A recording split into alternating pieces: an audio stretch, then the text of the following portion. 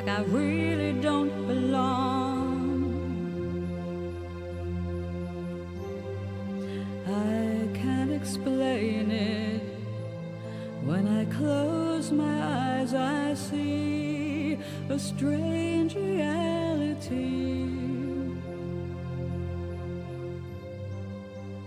Am I dreaming, or on the edge of remembering?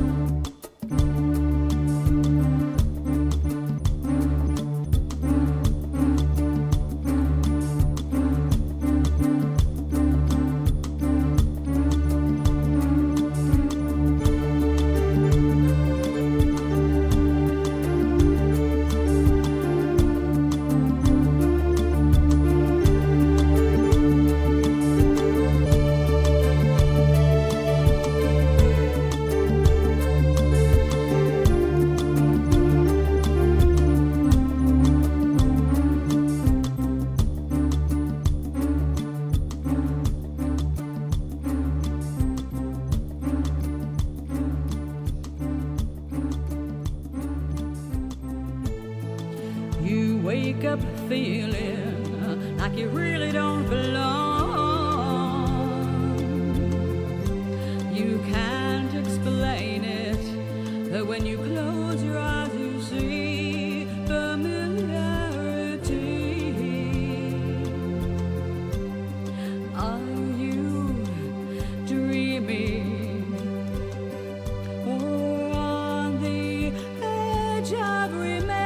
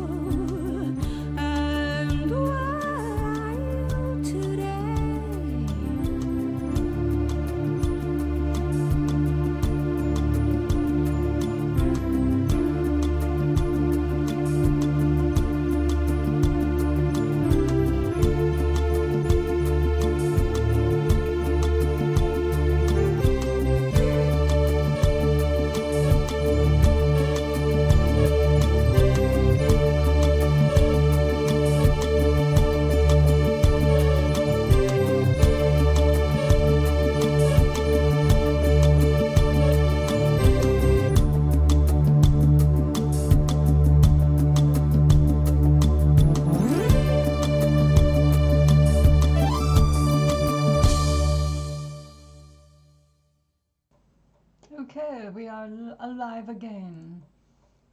Every morning you open the eyes, you're alive. And we come here, and we're alive together. Okay, so this is what we did yesterday. And cut apart, just like that. This is going to be the bottom of one flower. This is going to be the top of another flower. They're going to be worked together. We're a ways away from that though. First thing I need to do is felt them a little more. They're nice and sheer. They've got a lot of light coming through, which is hard for you to see, although maybe you can. That's not white there, that's light. See how the other one is. And also light different different colors, so it looks a little darker. It's good. All right, but I want them to be more more felted. I want to heal the edges, so we're just gonna soak them up a little more. After I have a few sips of my tea, and before I turn the sound on, I did most of the rude sounds with the water bulb.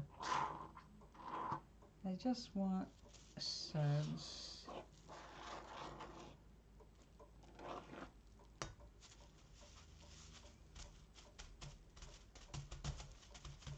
okay, I'm playing.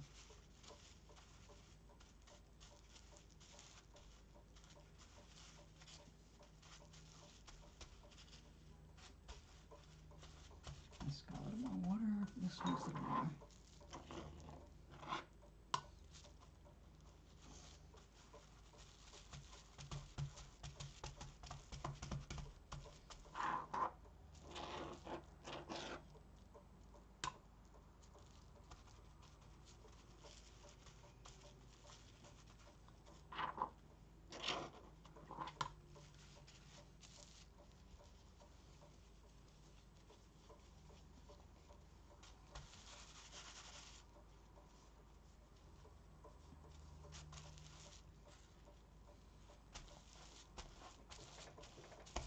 Share the water.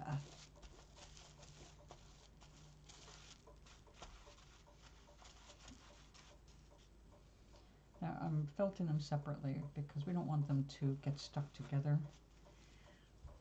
at all. Not until I'm ready to actually kind of knit them together. Then we're good. But right now, I just want to make it a nice fabric to work with.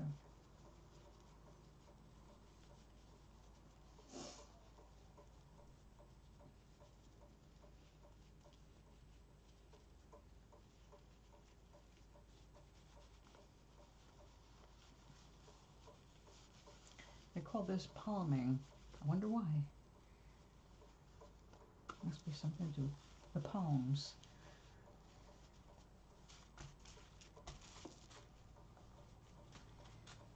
Make a little more soap.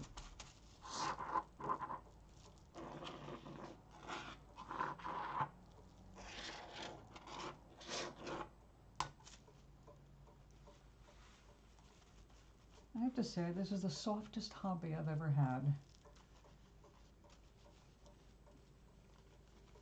In my life as an artist, I've worked primarily with eggs, eggshells, which are hard. I mean, you know, not indestructible, but they're a hard surface. And you have to count on that hardness when you're working on it, right? And canvas, but canvas is more recent years. Because I was married to another artist and we could only afford materials, excuse me, paint really for one, I turned to rocks. And I really enjoyed working with rocks. We actually made a living selling painted rocks for years. It was nice. And it gave us an excuse to camp out because we had to go out and find the rocks.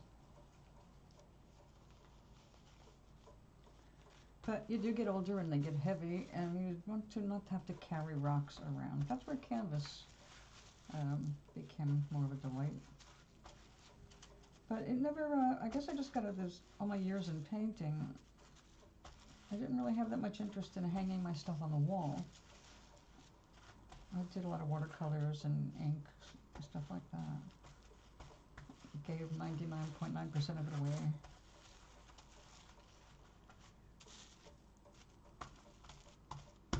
So my stuff's always been hard, or at least firm. Soft brushes, hard materials. Now, this is the softest thing I've ever done. You work with really soft fibers, and when you're working with it, it stays soft, and then softer, and even softer.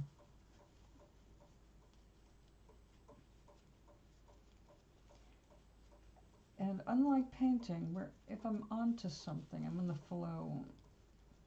Well, you know, you're just in the flow and you keep creating. I didn't often experience like this total delight the way I do with this for some reason. I guess because this is, I don't know, a softer. really hands-on. You're creating something out of raw material.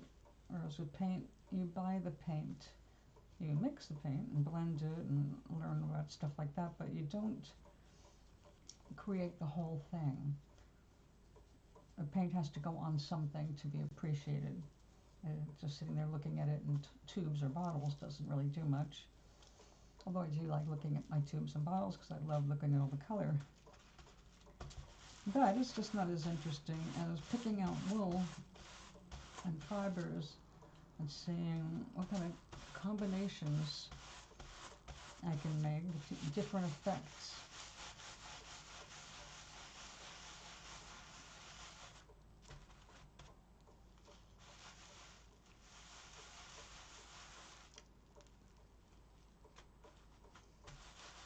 Oh yes, one of the steps in this is throwing it. Like,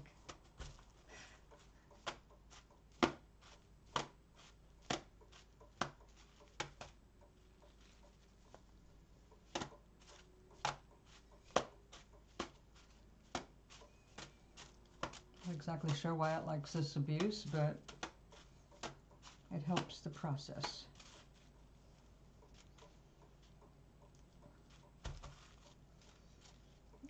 Okay. The edges are looking nice and thin now. They seem to be felted properly. Won't know for sure, I think, until I rinse it out and let it dry and see how floofy it gets. I don't want it to get too floofy.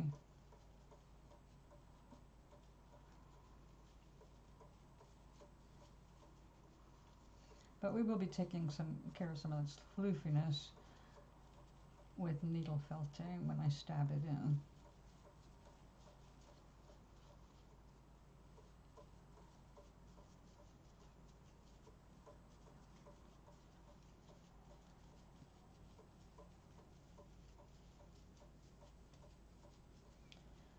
Now this is so tactile, you could watch a movie while you're doing this because you don't have to look at it, you can feel how it's going. Unlike knitting or crocheting where I have to stare right at what I'm doing because I lose focus and I can't always feel those stitches.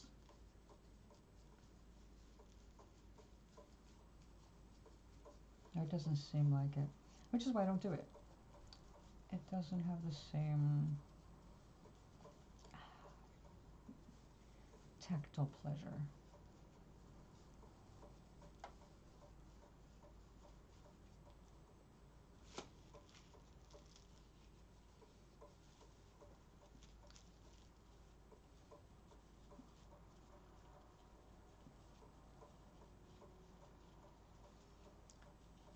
Now the more wavy I can get these edges, the better, because these are flower petals that are going to be created out of this disc.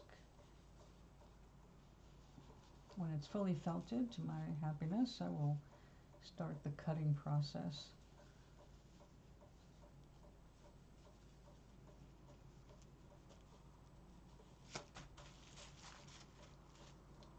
Nice, nice, nice. It's happening.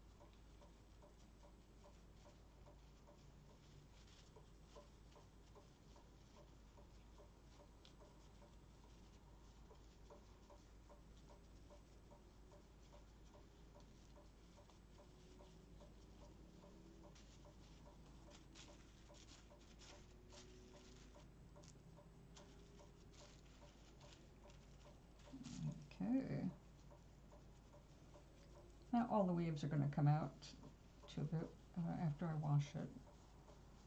But then we're going to squish it again and go to next step.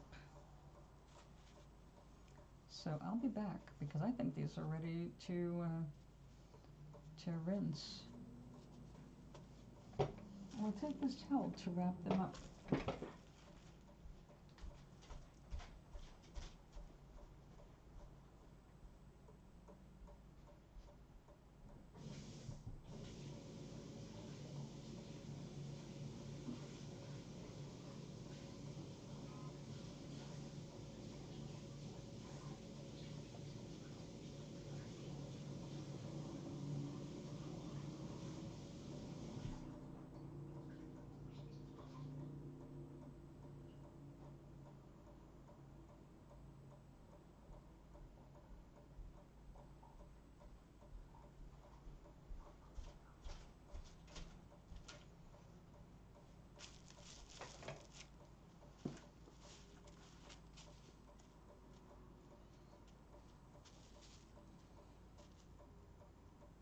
Okay, so this one is going to be dark side down, this one is yellow side up.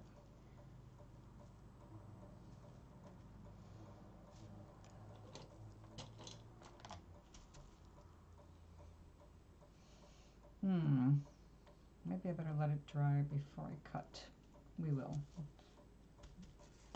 But it's time for the next part. I like the way that looks too. I should make a purse in these colors. A little intense for my wardrobe.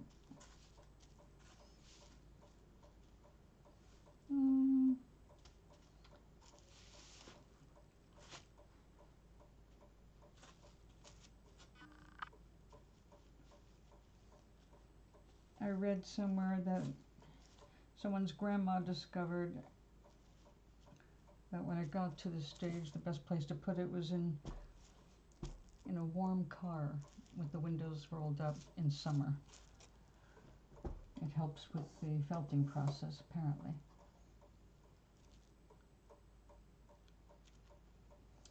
Okay, this is the body of the purse. So I have some decisions to make here. I want the inside to really match the outside, so we're not going to use my usual. But let's see what I've got for color, how much I have, that is. Oh, I could use the lavender for the inside layer. That would save me some work later. All right, I think that we're going to do our first layer with this beautiful lavender. Now this is all balled up because it was one of those kits that you get for felting. Now, I love these kits. If you get a good one, you get a decent amount of each color, but also the people handle the wool better when they stick it in these little teeny bags. You see how unevenly this is cut? Because it should all be, you know, like a rope with merino wool. So let's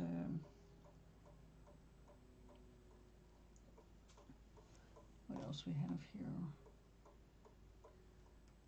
I'm pretty sure I've got more of this, so we're gonna throw some of this raspberry in as well.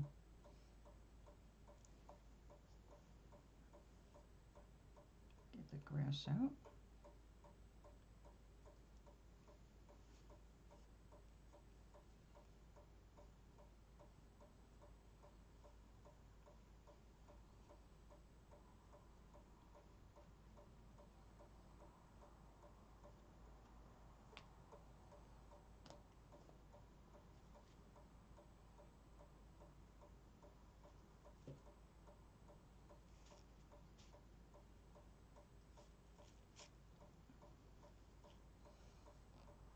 I got a notice that my wool has been shipped, and along with it, a good sized bamboo mat for rolling this.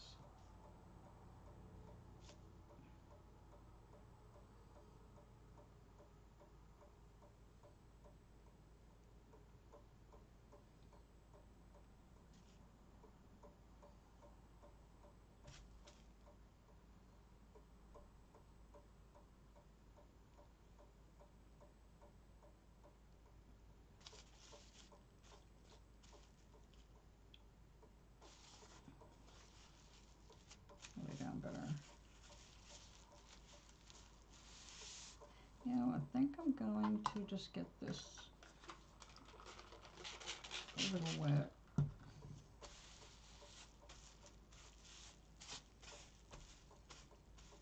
Make this stay down better. Oh, I hope this stuff, that's a Sharpie, that should not come off. Okay, good. That worried me for a second. I don't want to be staining my wool.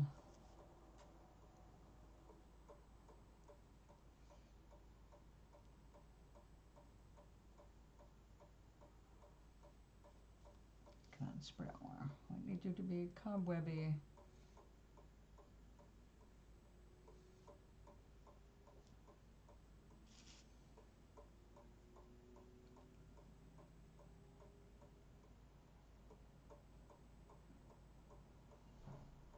Now, this is going to be two-sided, but this is going to be cut. So we don't have to do too much over the edge to preserve a design. Matter of fact, for this, for the body, it's not going to be necessary to worry about design at all. Everything's going to be three-dimensional.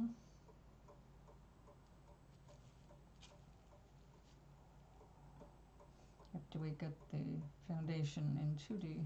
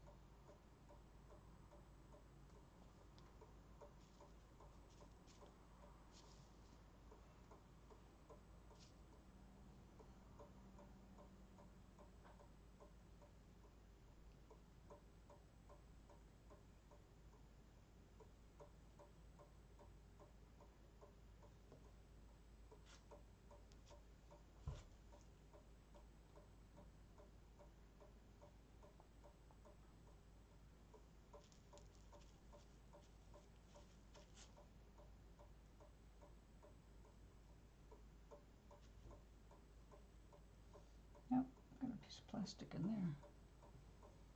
Not wanted.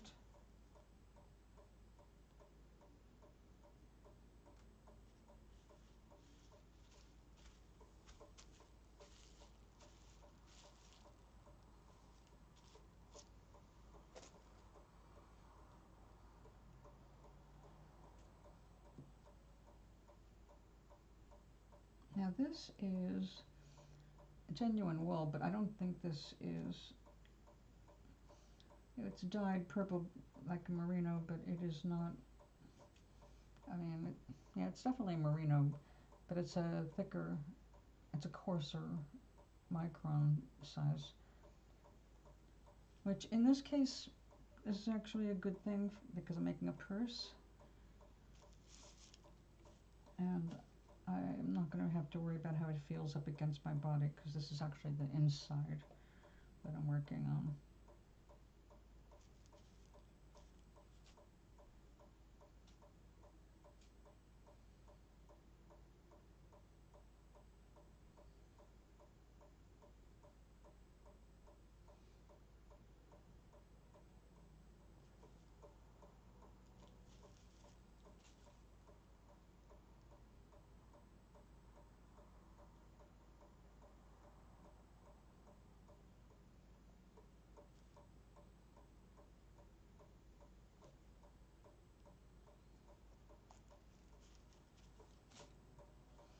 Also, more specifically, this is going to be the back side of the purse.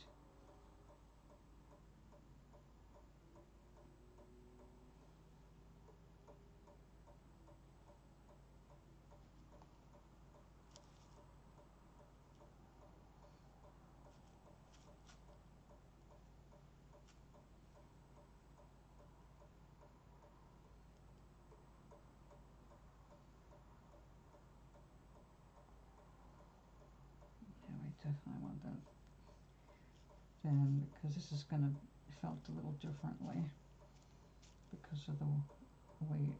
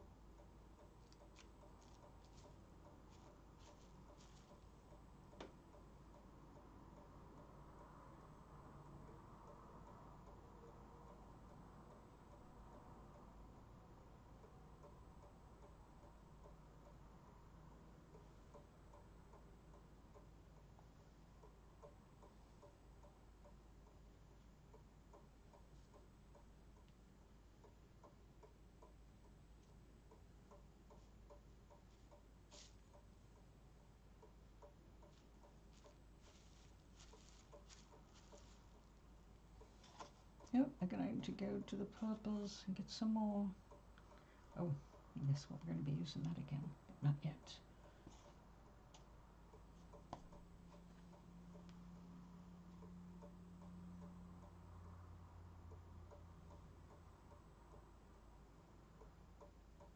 Yes, it's over there on the other side of the studio. Investing in transparent little suitcases for my wool was the smartest thing I've ever done.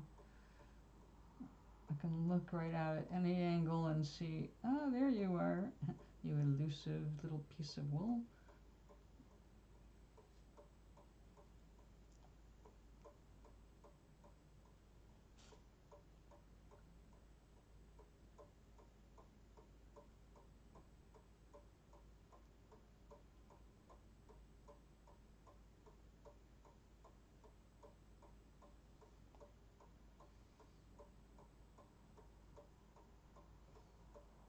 Behave yourself.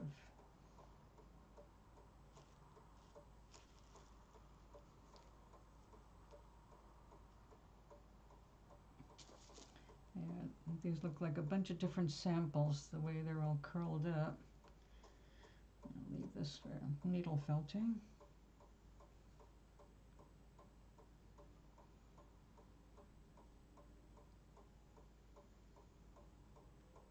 But now that I know where to buy the colors directly, an ounce at a time, it's, my creative world will be much easier to tackle.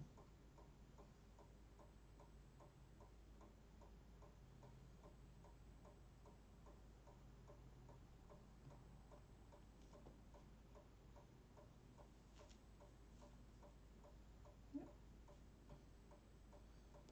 I can see you're too thin right there. Oh, a big piece of grass. That definitely came in a kit.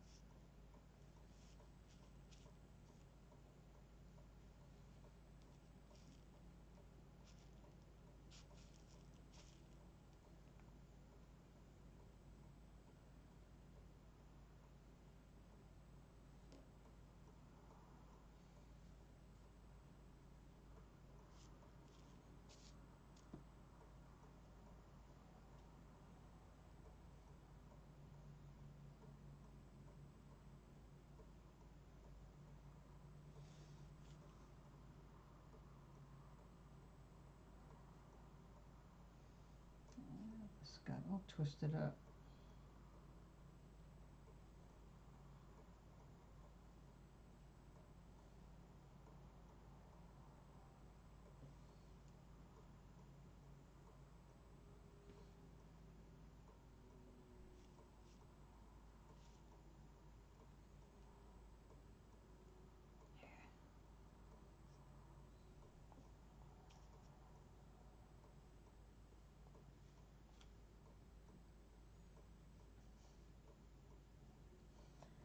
Not twisted enough to comb. I don't want to start doing that. It kind of pre-felts it. It's good for some things, but not for this. Yeah, the shorter hairs will felt faster, which is why you pull it apart the way you do.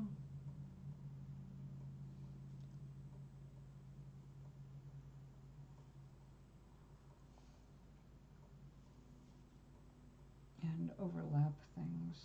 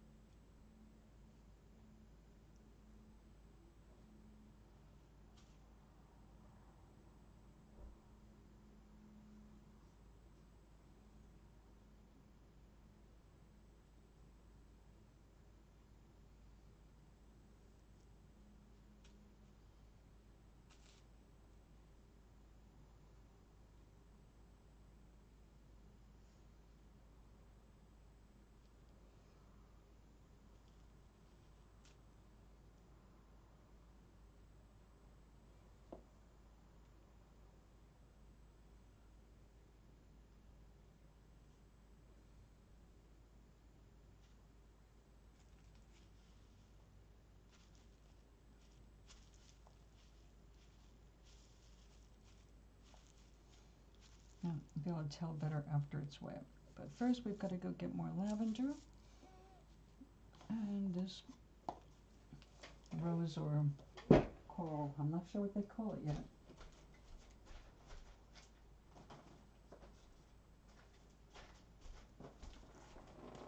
I did order an ounce of a coral.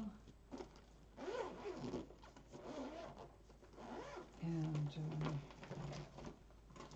unfortunately, is that it?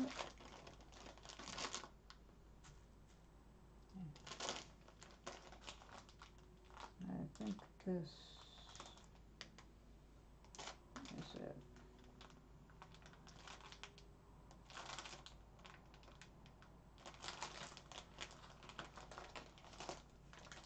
I have to make sure it's the real deal. Yes. I don't need that.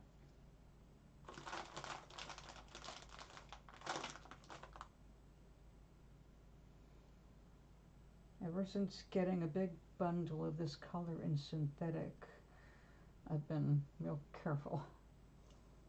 I'm a little nervous.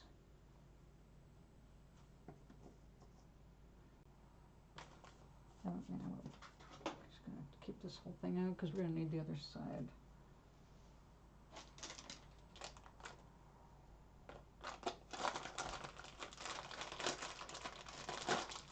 Yep.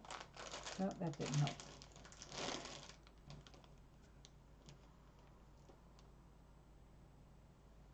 Uh-oh.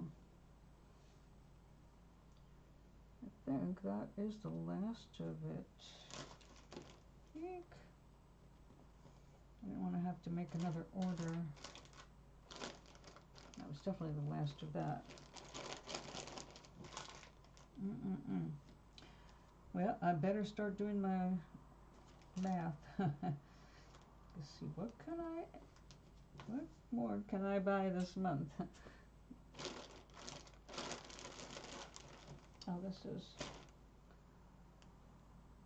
actually perfect. We're going to need that anyway. Okay, I think we're going to need both that. Just make sure it's all together. We won't be using this purple on the other side. It'll be inside. So what can we use? Oh, it's all going to be the corals. Because we're going to have the flower on the other side and we don't want the colors bleeding through.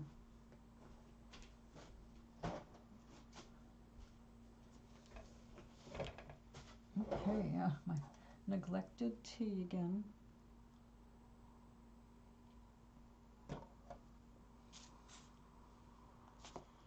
Okay. This is, okay, shorter. But this will work.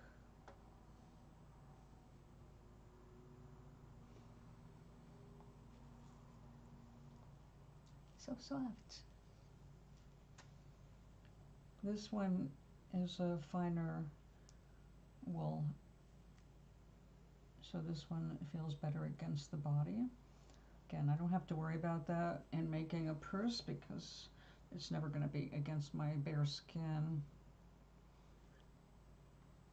Although the strap I'm going to make for it will be. So I'll have to see about that.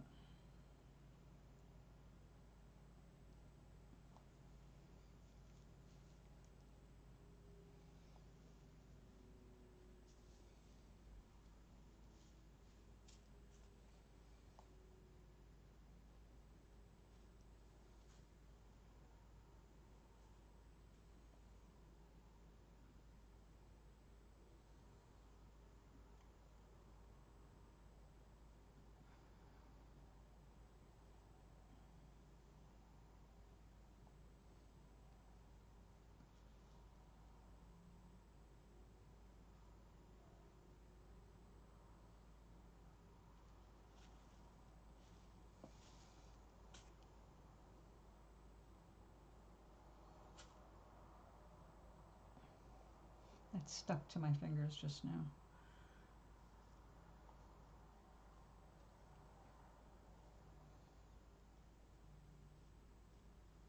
A lot of static and rough skin. Must be all the soap and water.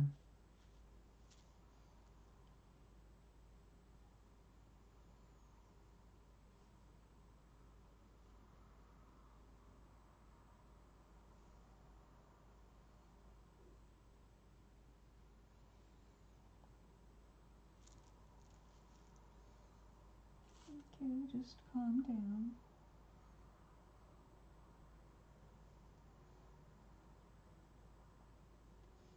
We want a little bit of blending of the colors.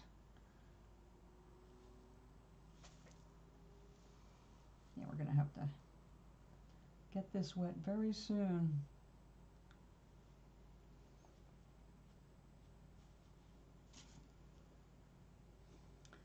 Now that's a much better size.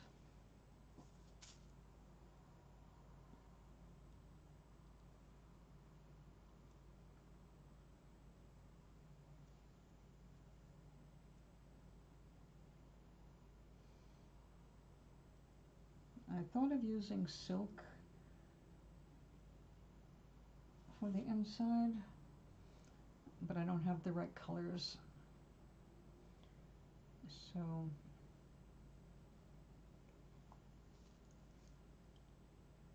we will see what else we can do when I collect enough colors to do something a little bit more fiery with gold silk. I just got two absolutely gorgeous, like really nice gold pillowcases that are 100% silk.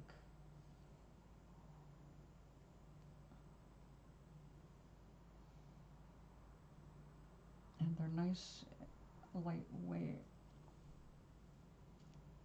So like it could be really good for Nuno felting, which is felting with wool on silk, which is what I'll be doing to rescue my 100-year-old silk scarf. When I have all the right colors, I need to go forth with the project.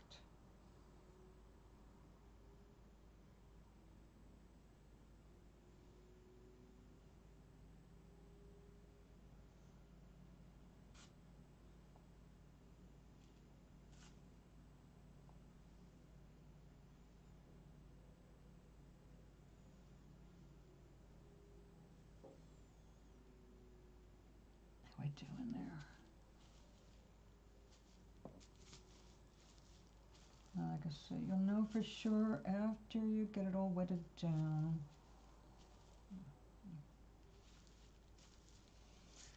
Okay, let's put these safely out of the reach of the water. Get our nutty.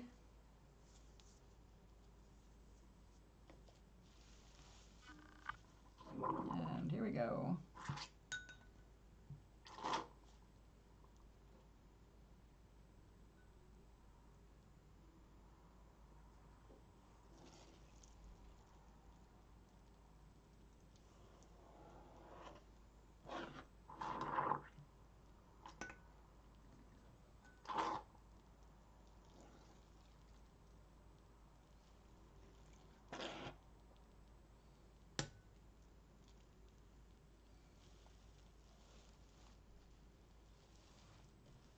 that is some cold water.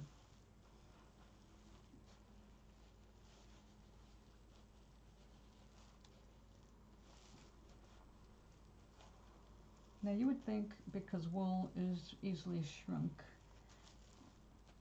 by any temperature water, but especially warm water, you'd think the first thing I'd go for is the warm water, but apparently that shocks the wool if it's too warm too fast. So when you're starting your felting, you start with, I guess, like room temperature water is good enough, or just lukewarm. Now I can see I have need of another towel over here. Running out of room again. That's what I'm dependent now for the next project on making more room on this desk, and also having the right colors in stock, which I don't yet. The antique aqua, I don't think I will be able to imitate because it's 100 years old, and it was 50 years old when I got it 50 years ago. So we don't know an exact date for it.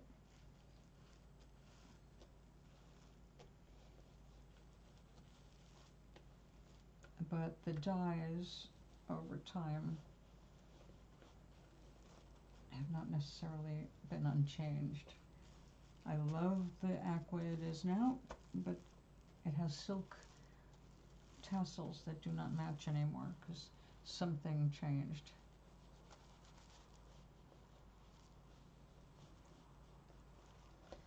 So I'm going to be mixing my blues to make everything come together to make one cobweb scarf.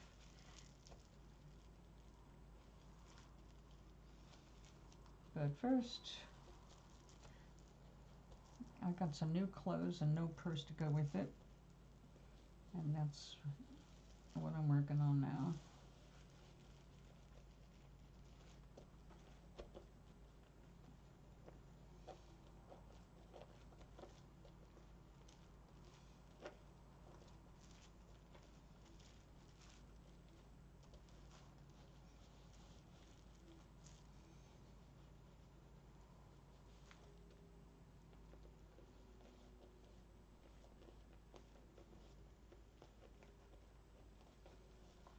Okay, before I go squeezing all this water out, I'm going to need to get another towel under this.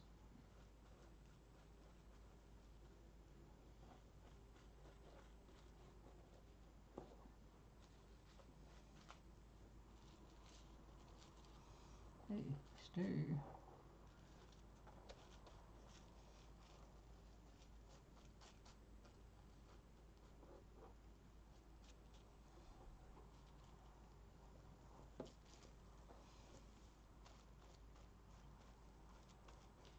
Now, in doing the flower petals, those were laid out in a radial pattern before doing any crisscrossing.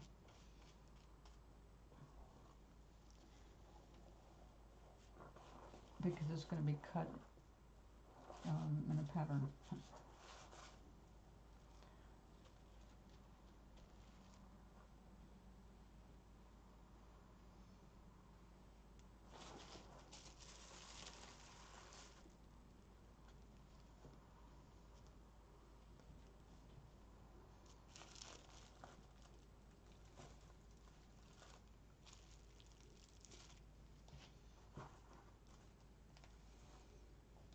I forgot to do this the first time and ended up pouring some water into my lap, which I did laugh at because it was such a silly mistake. But I did have to stop what I was doing to make up for it.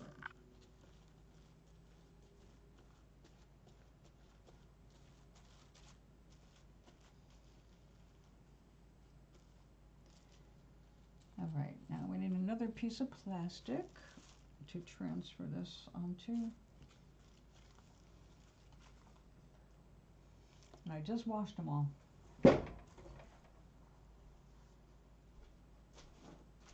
Oopsie. Speaking of this circles, I dropped them. Oh God, what did I get up for? Oh yeah, the plastic.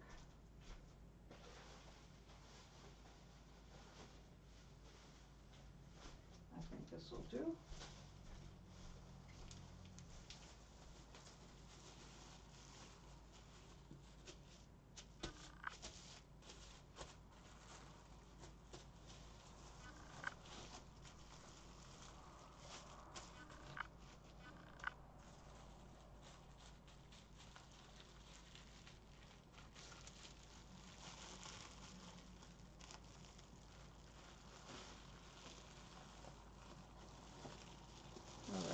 Now this is very wet. I'm going to go just toss this in the bathtub.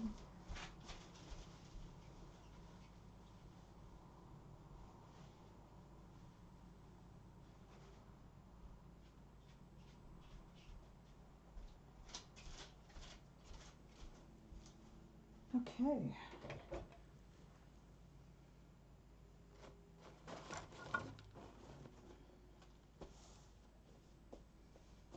Don't need quite so much water.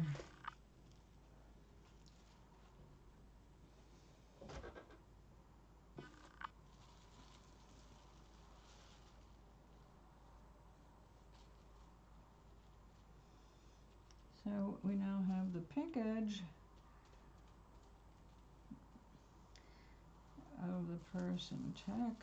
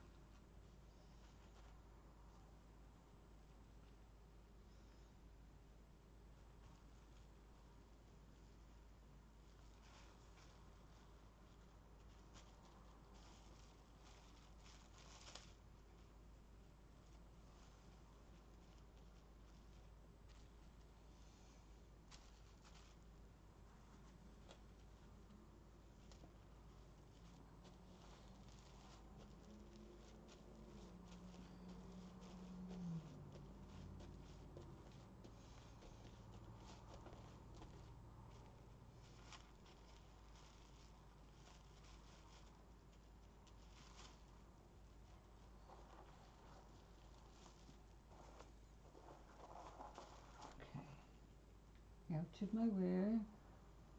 Oh, I need another towel here.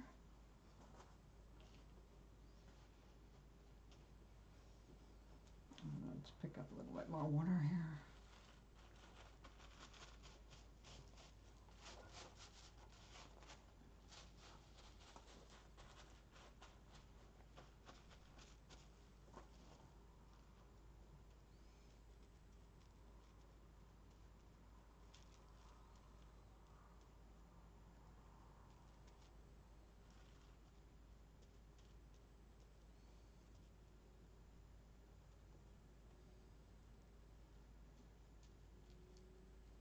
Okay, now this will be getting cut across the top and knitted together like all felt. But not yet. No. Now we must do the front of the flower bag. And this time we are gonna go radial in the pattern because we're building a flower here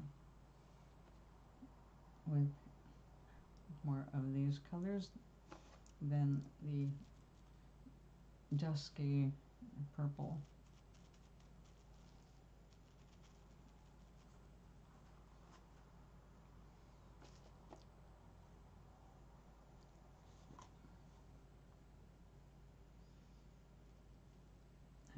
little grass there. Yeah.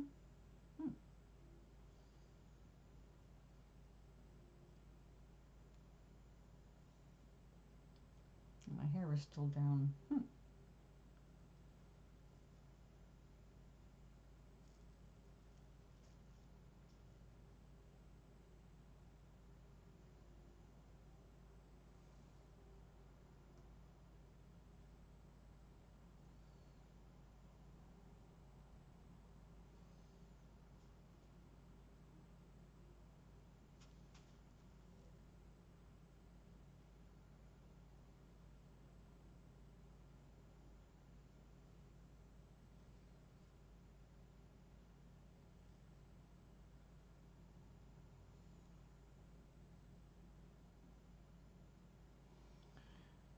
Okay, let's get our edges going.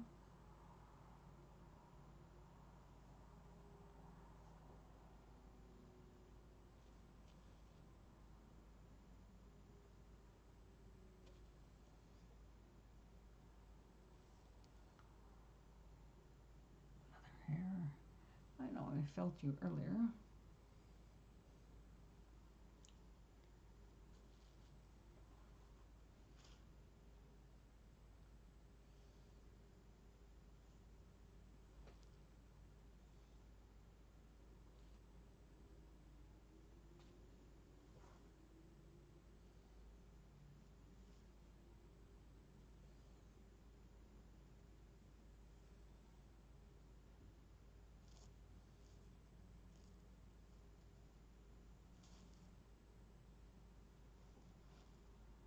I just need little poofies here.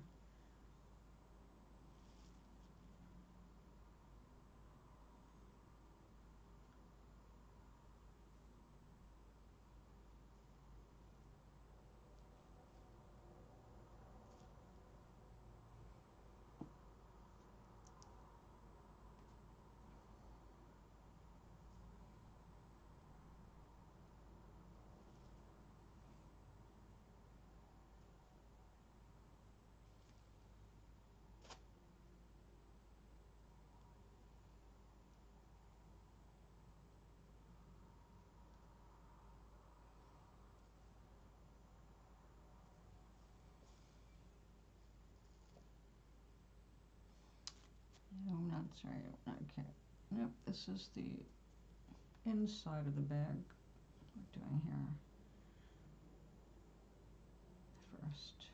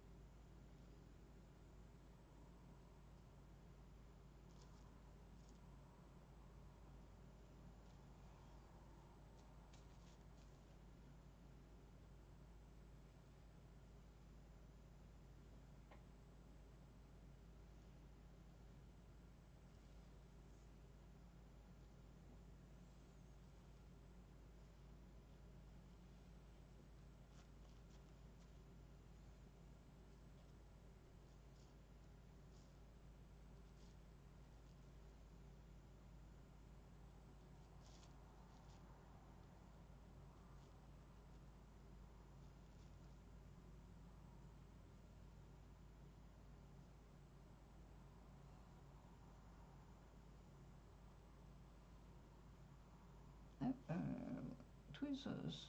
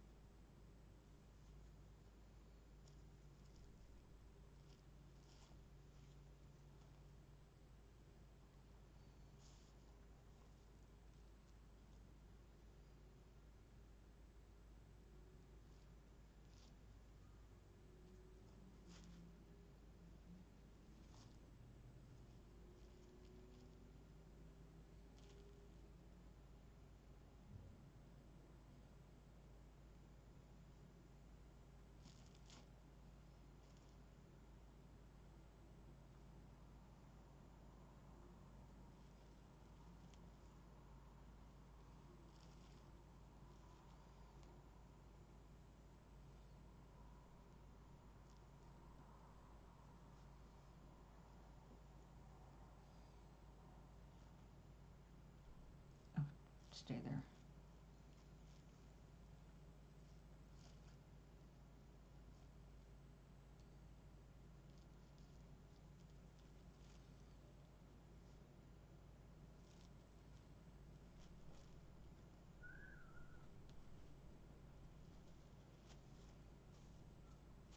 Hmm.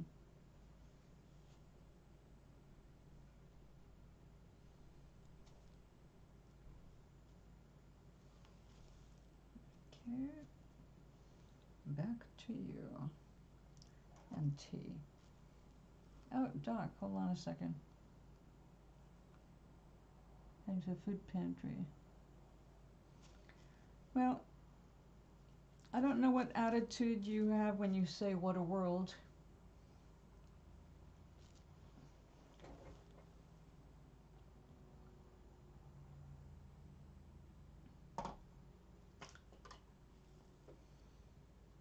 I'm leaving the world out for the weekend. Reestablishing my emotional set point.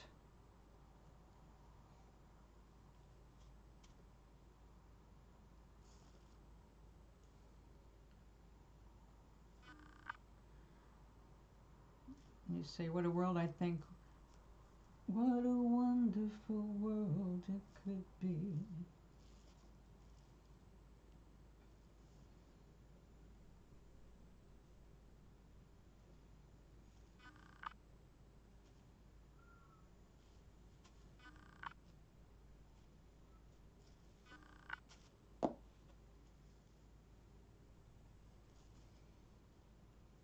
I guess you haven't made your boundaries clear, have you?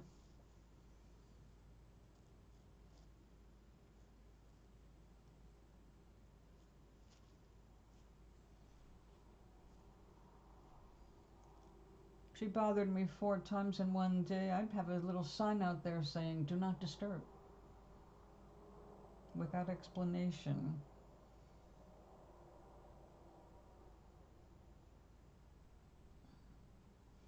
The Kravitzes mean no good. They're not there to help you. They're there to spy on you.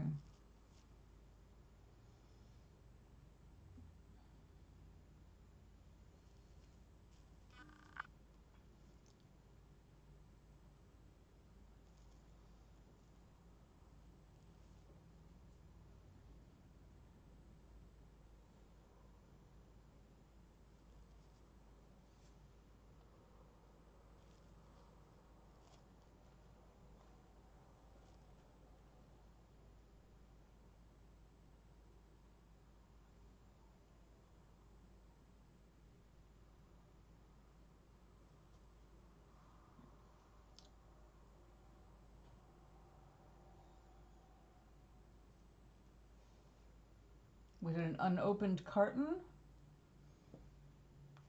That's the you owe me bit. I did this for you, so you owe me. She doesn't do anything out of the kindness of her heart. She wants something. If she can't report on you, she wants something from you that she can report. Gossip.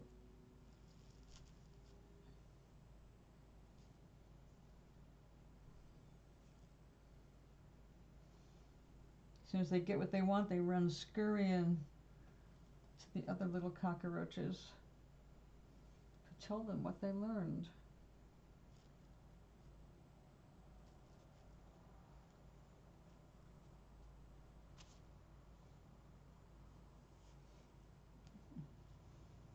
Well, that was nice.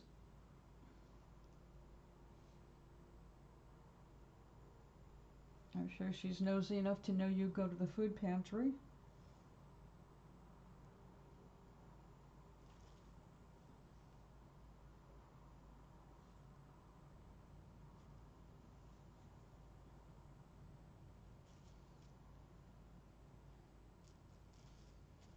I hate nosy neighbors.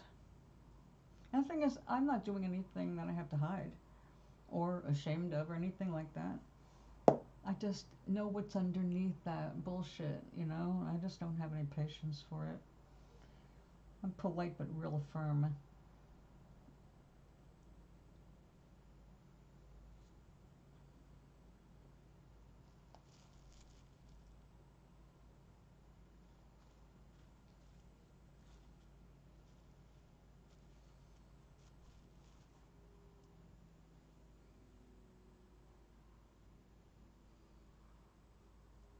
Now, this is what I told some people. Basically, I made an announcement where all the gossips were so it would get around. I said the name of a person. I said, he is the only person in this building allowed to knock on my door without texting me to say they were going to knock on my door, because I have PTSD and I do not want the banging on our metal doors because it unnerves me, like it or not. And I said that a couple of times and nobody goes near my door except him.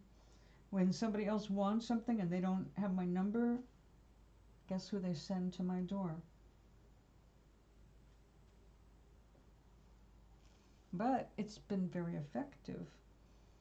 I haven't had to deal with people I know are just out there to find out what they can find out so they can talk about you.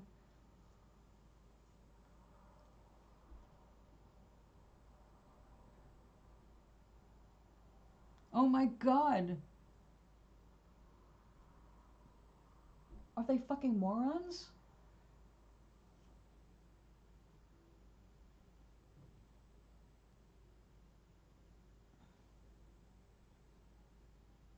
That sounds like a setup.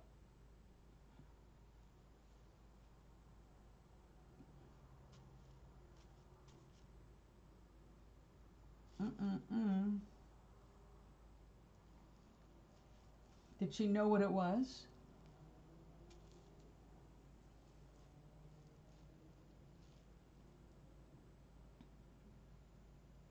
And I would definitely talk to that person if you haven't already and say, don't ever do that again. Don't ever do that in front of anybody. You jeopardize my life here by letting people know. That's not cool.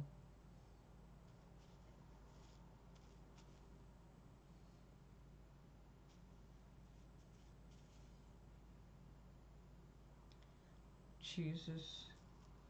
So you've had quite an adventurous day, huh?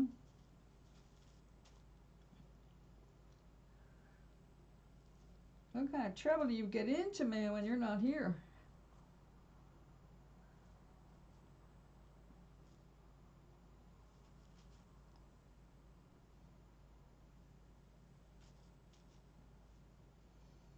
That's scary, stupid.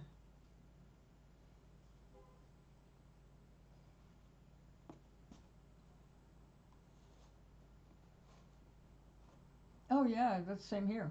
You have to you have to know your neighbors, and you got to make sure they know what part of you want them to know, but not everything else. It's not their business. They just make it their business, and then they cause problems. It's inevitable. We have had so many problems in this building, not because of, well, actually, basically because people repeated things that weren't true. They didn't know, they didn't check, they just announced things. And it's like, what?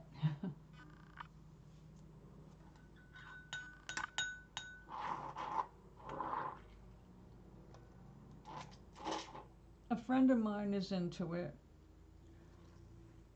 and I told her, because she started like, she was going to tell me who does it in the building. And I said, I don't want to know. I don't want to know. I don't want them to know about me. I don't want to know about them. Don't ever put my name out there in association with anything that could cause a problem for me later down the line. And I'm real firm with it. It's like, you're not going to fuck up my life because you need to be appreciated or liked or accepted by somebody else. That's your problem. Don't involve me with your neurosis.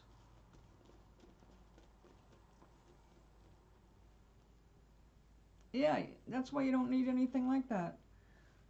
They're already problematic. They're the first ones that'll rat you out They don't think of you as a neighbor. You're just an intruder who happens to be living next door legally, and they can't do anything about it unless they can. And then that's when we have problems. That's why everybody just has to mind their own business. That is actually like Abraham's biggest advice: mind your own business. What people think about you is none of your business, and what you think about them is none of their business. You don't have to report it.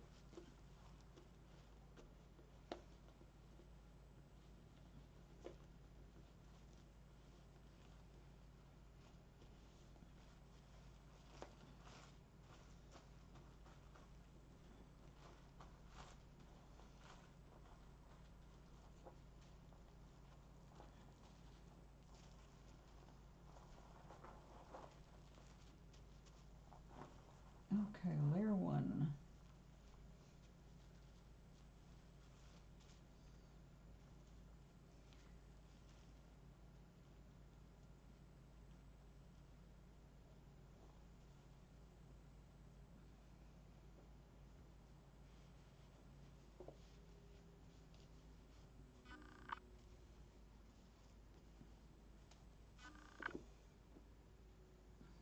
Let me see.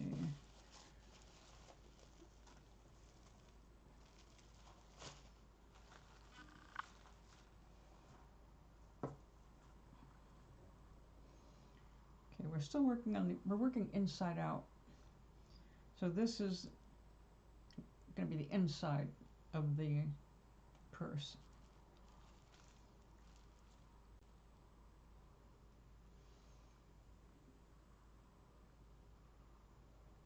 Right, okay.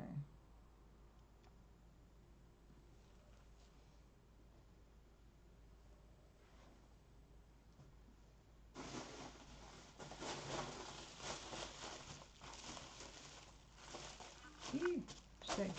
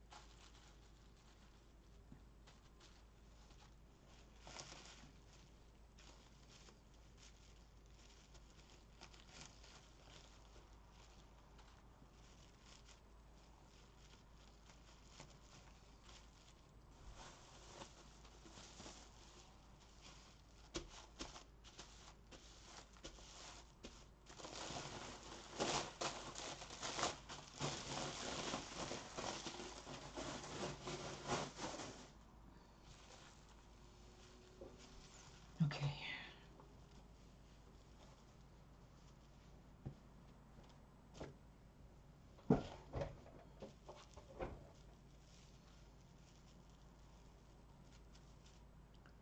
I have to make sure I'm thinking the right way. When you're working inside out, it's weird.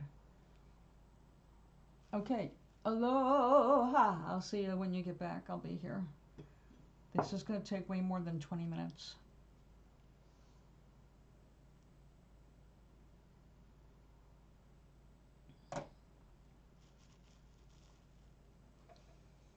Okay, let me think.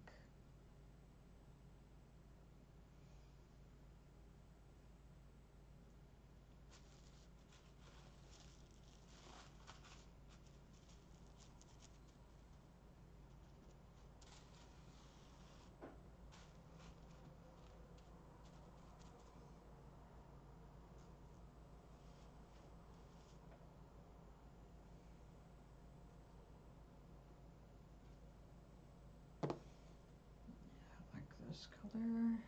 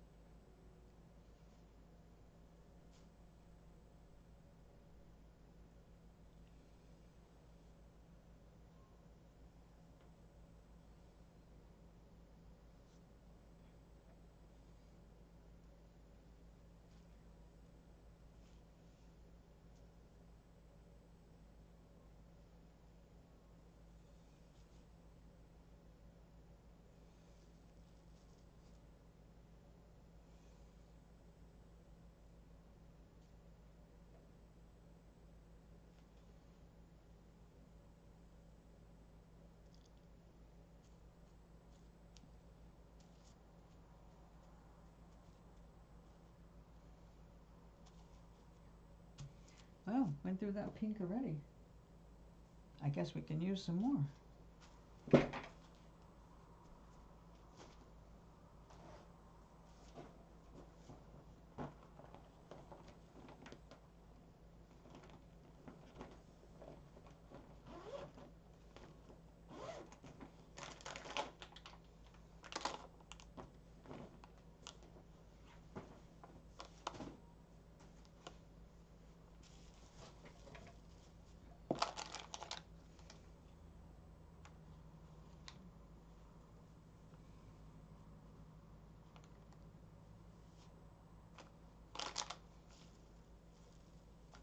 I wish I could remember what the weight was. The packages have so little useful information to the actual consumer.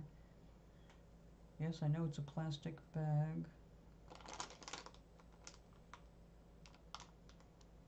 I don't care where they're located.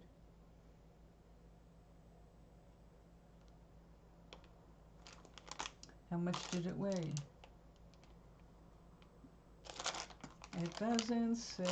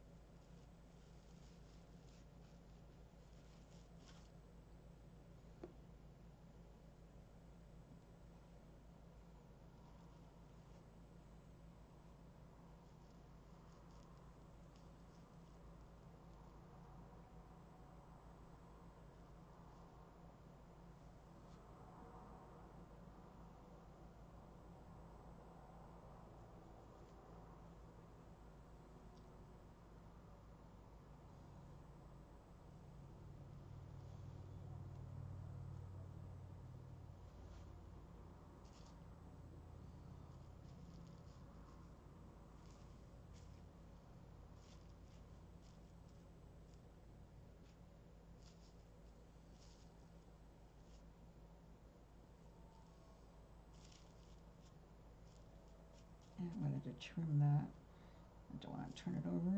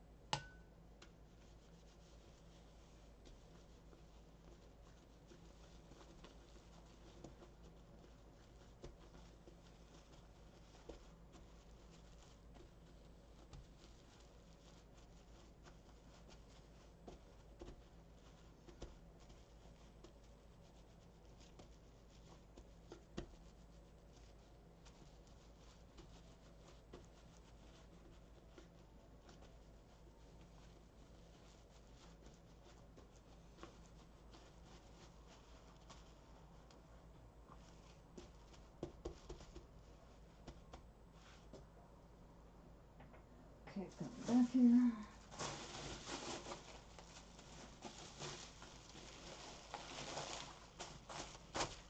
With my oversized piece.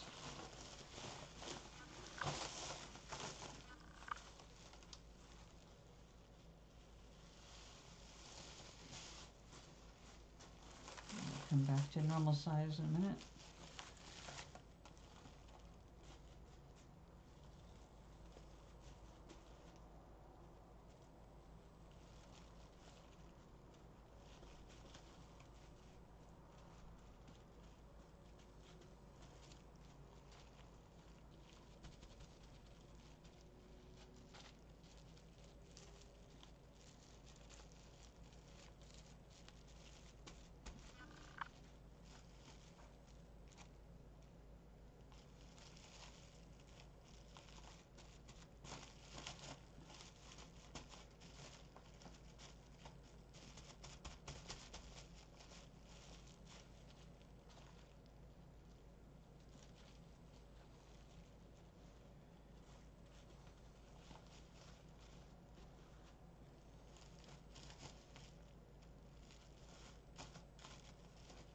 You.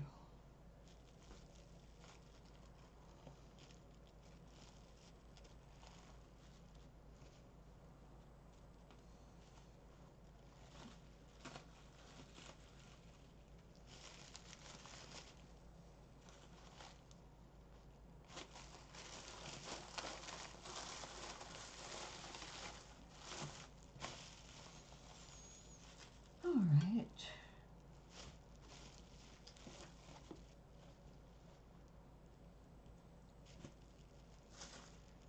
And now I put down the finishing touch.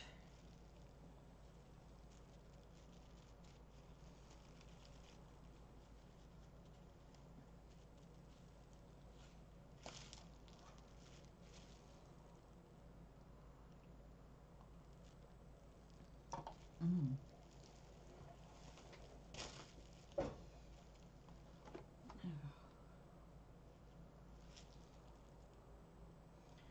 I have a feeling I should make one more layer, a bigger layer.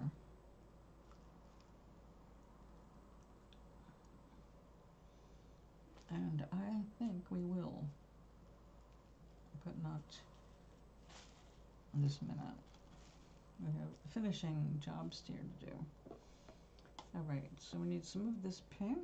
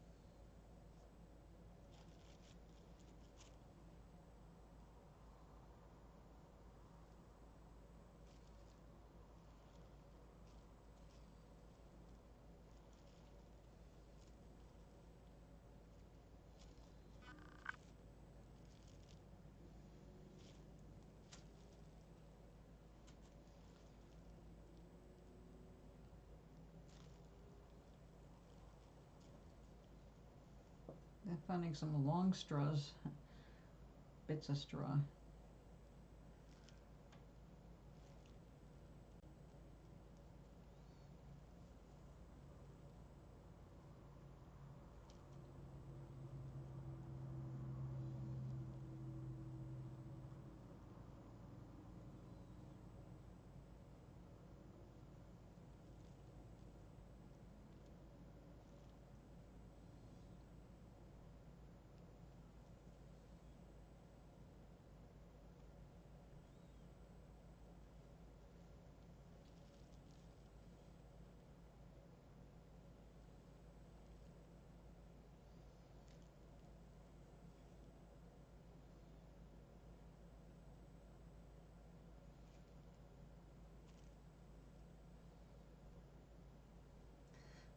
This batch has a lot of straw, actually.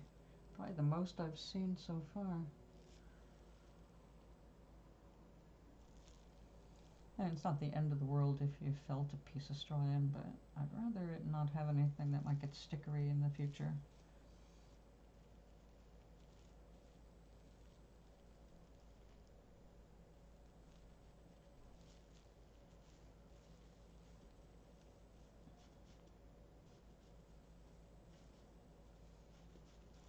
I probably should have put the nip down first.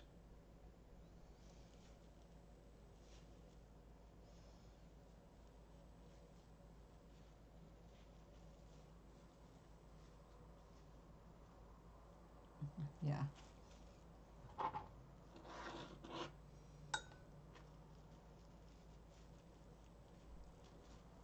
Okay, stay there. Stay. Now you.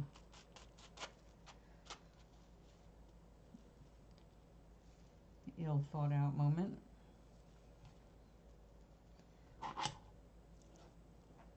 just wash my hand a little extra.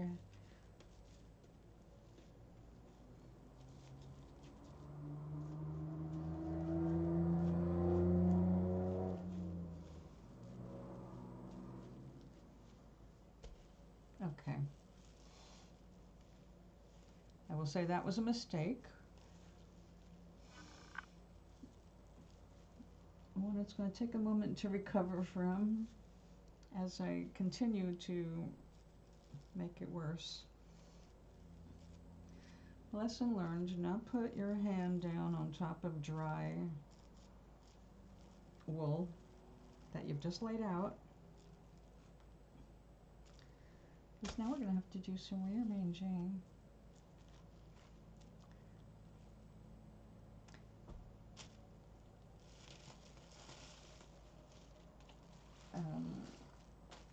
Yes. I happen to have two of these.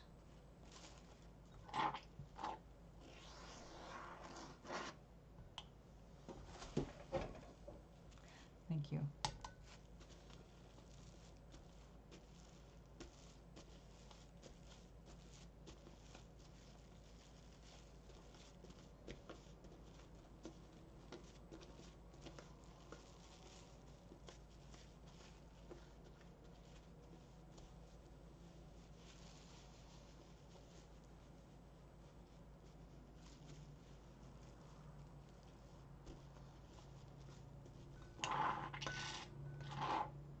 They make rude sounds.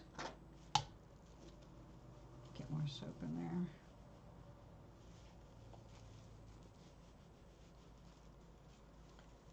And this time I really don't want to put too much over the other side of it.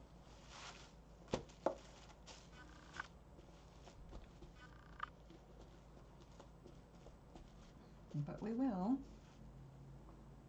right. There.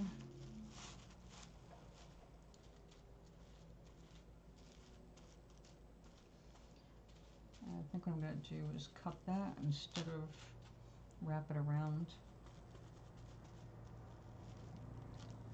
Yeah.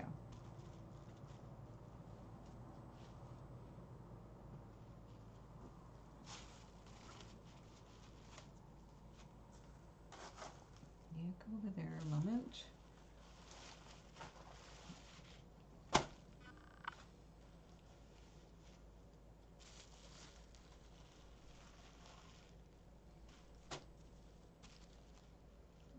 there we go.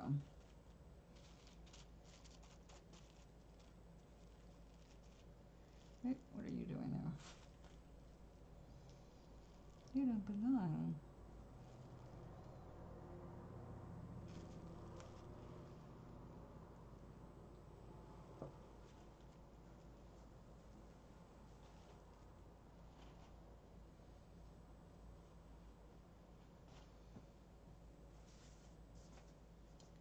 Okay, calm down.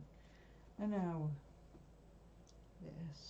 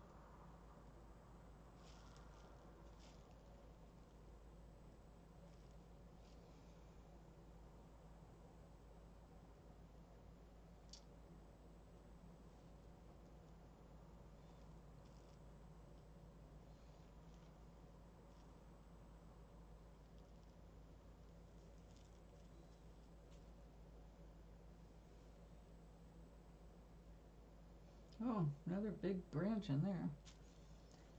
Yeah, this is, so far it's kind of unusual for me to find this much stuff from the field.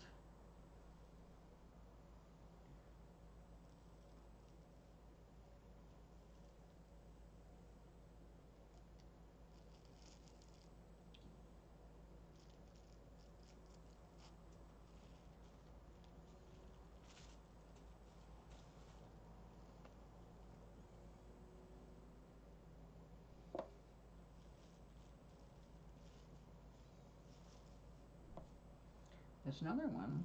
Holy mackerel. Well, one thing about it, you know it's real wool. The synthetics do not have anything like that. Oh, there's another one I missed.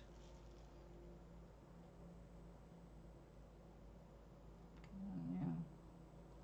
They're like little dried bits of hay or dried grasses from the fields.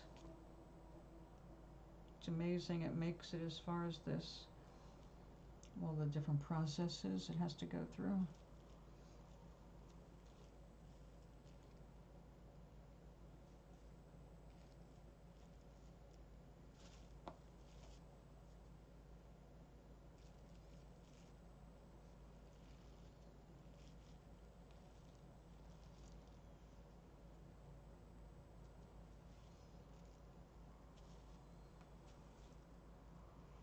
Oops, come back here.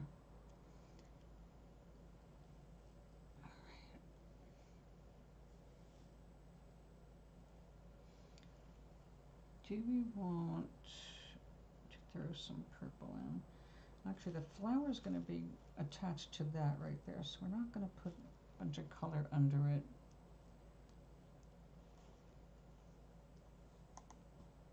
I want some of this on the edges.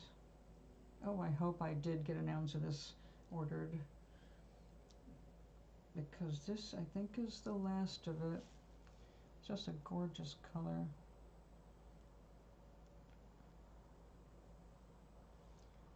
So, yeah, that's it. Gonna go hunting for more of it.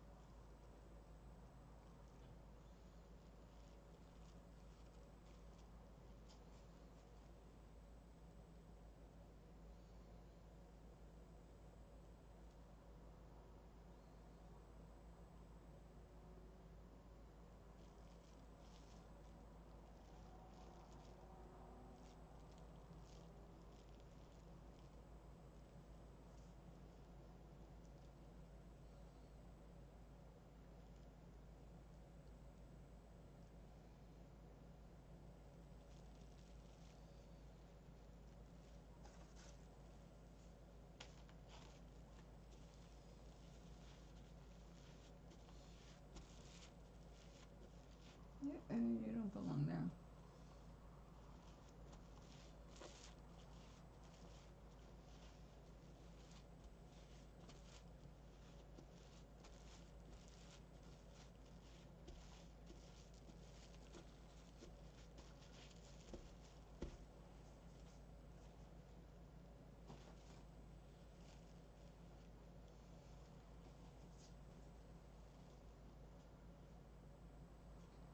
Oh, just picked up a whole bunch of pink and purple.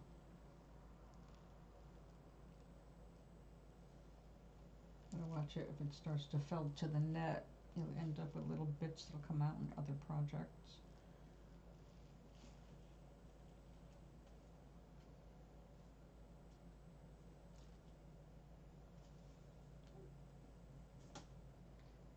Couple more pieces of pink.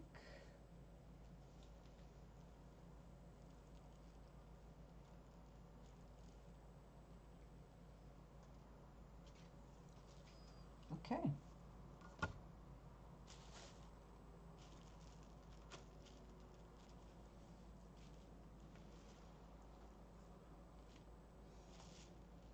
Alright, we definitely need more soap, not water.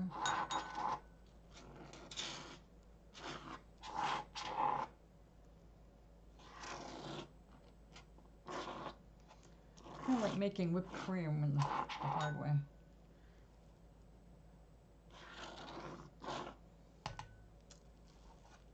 Speaking of whipped cream.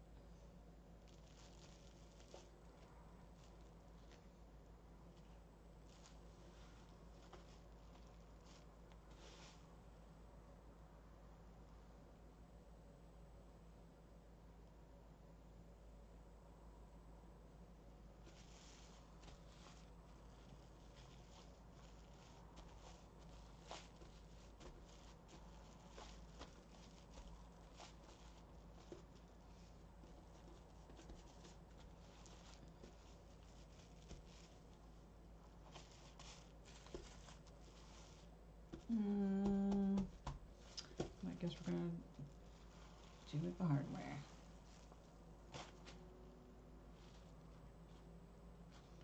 No. We're not going to bring all you back here.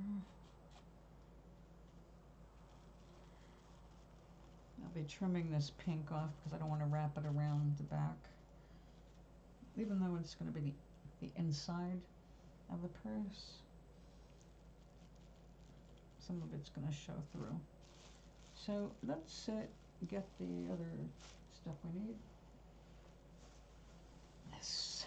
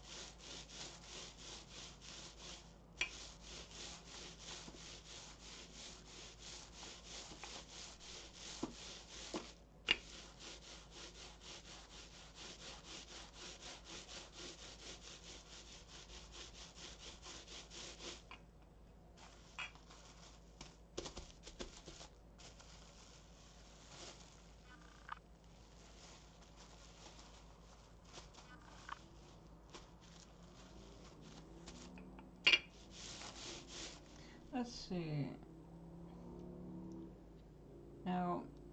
case you're one of those people that has a smart watch of some kind, like I use this as a tracker for my steps and all that.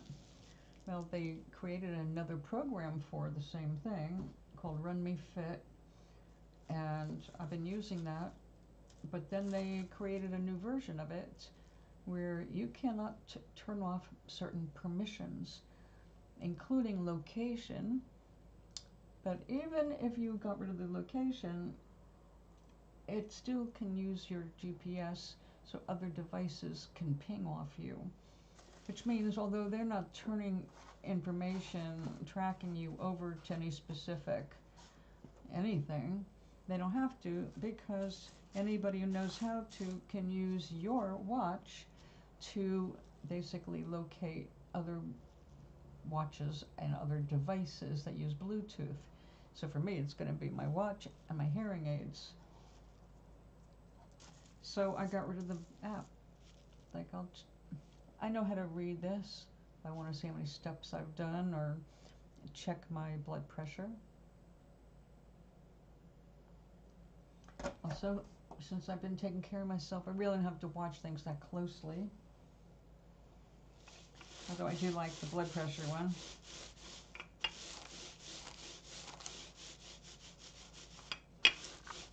So look at your permissions if you're wearing a tracker. See what you've accidentally given away of your privacy and data, which makes you part of the global surveillance network, whether you want to be or not. Make sure you have permissions on your device to disable location, except for when you're using it. Also, there's no need for my location at all, because as long as I'm hooked up by Bluetooth, it's keeping track of what I need. I don't have to use it outdoors. Like, I don't do exercise outdoors. And I also don't want the weather, and I don't want notifications to pop in on my watch about my emails or my chats. It's like, no, this has just got a purpose, and I don't need it to be everything, and I don't want it to be everything. The more you let it do for you, the more you're giving away of yourself and the people around you. It's not just about you anymore.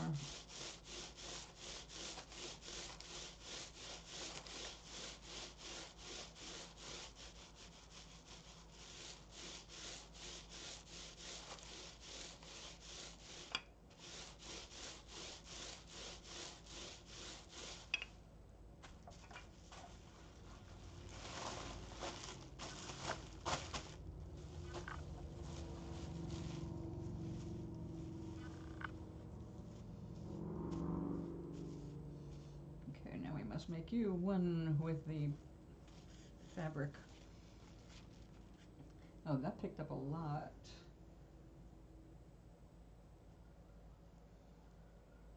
Felting at different rates, perhaps. Oh, you go with there for the moment.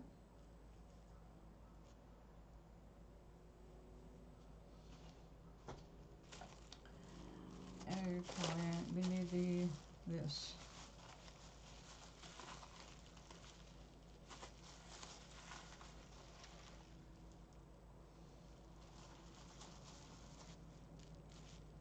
Which way do we do this? That is so big.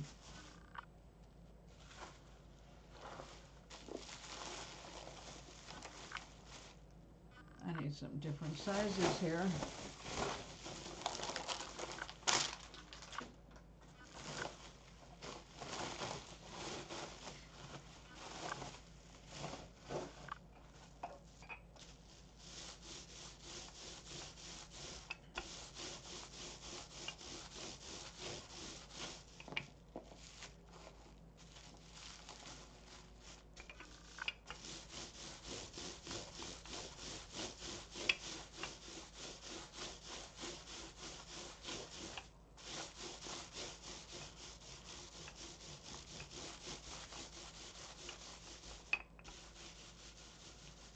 Wonderful. Congratulations. That's nice.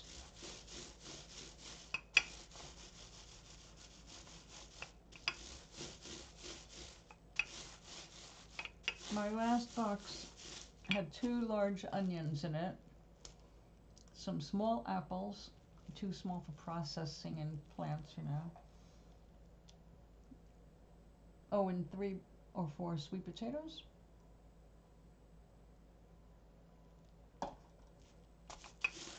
I have never seen us get anything fresh like grapes. Like the closest thing we get is a pineapple that is on the edge of dying, or say on the edge of molding. I love getting pineapple, but you know, you're not always in the mood for a pineapple just because you were given a pineapple, like with anything else. But unfortunately, it's one of those things where it's, like I said, on the verge of throwing away before they give it away. So it's not great. I'm going to get a smaller one of these. This is getting on my nerves. It's too big. You stay there and dry.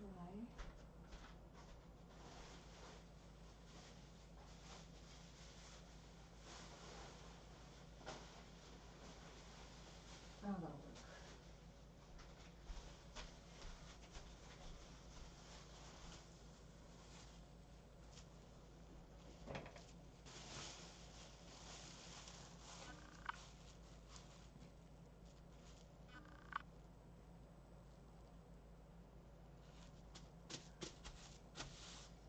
Always go by your gut.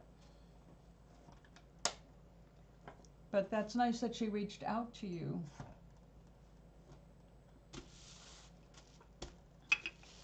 Yeah, we don't get brown rice. That's why I give away the rice. We get the cheapest possible white rice, which is full of arsenic. That's the nature of rice. Rice absorbs arsenic. It's kind of attracted to it. So if any arsenic is in the soil, it's going to end up in your rice. So I buy 25 pounds at a time from basmati that comes from the Himalayas, where they have very little arsenic in the soil.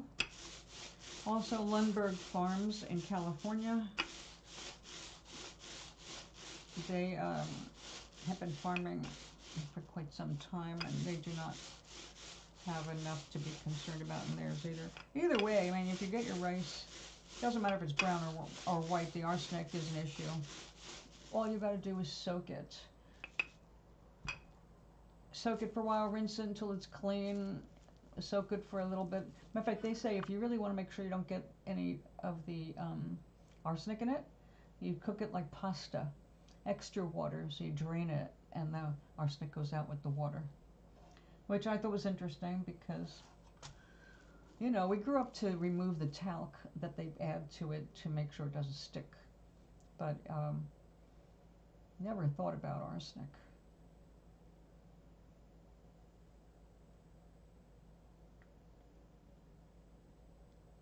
Well, I'm glad you are home before it hit.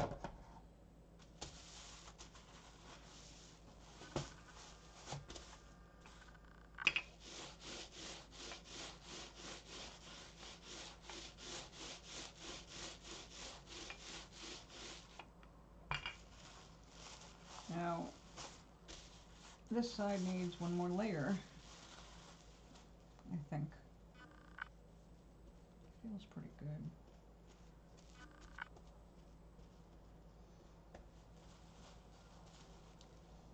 I'm not making this to carry any great weight.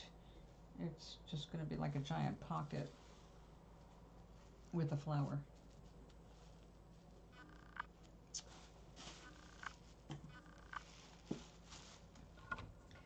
I saw that we've got some kind of weather warnings coming, but it's not for my area as much as it is for like the Midwest, I believe. It's more concerning for my son.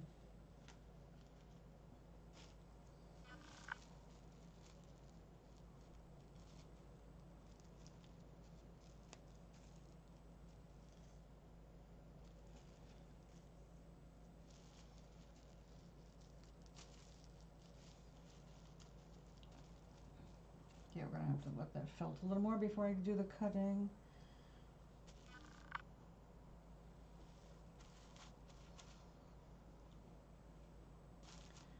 All right. Alright, so I'm making flowers. Do I throw some yellow in? No, I got that lighter coral. We got the orange there. No, I guess that's good. Well, maybe you should try to make a garden of Hawaii, because a Garden of Eden is not going to be possible.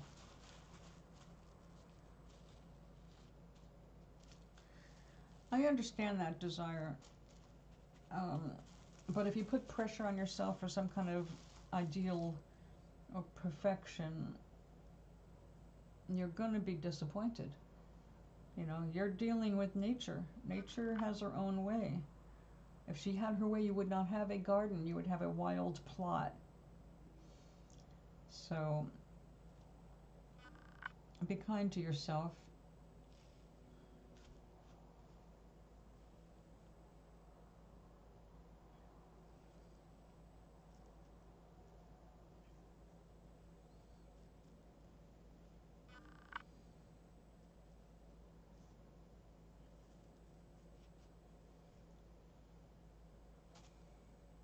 And I know what you mean by nuts. You're not making yourself completely crazy, but the pressures can sneak up on you.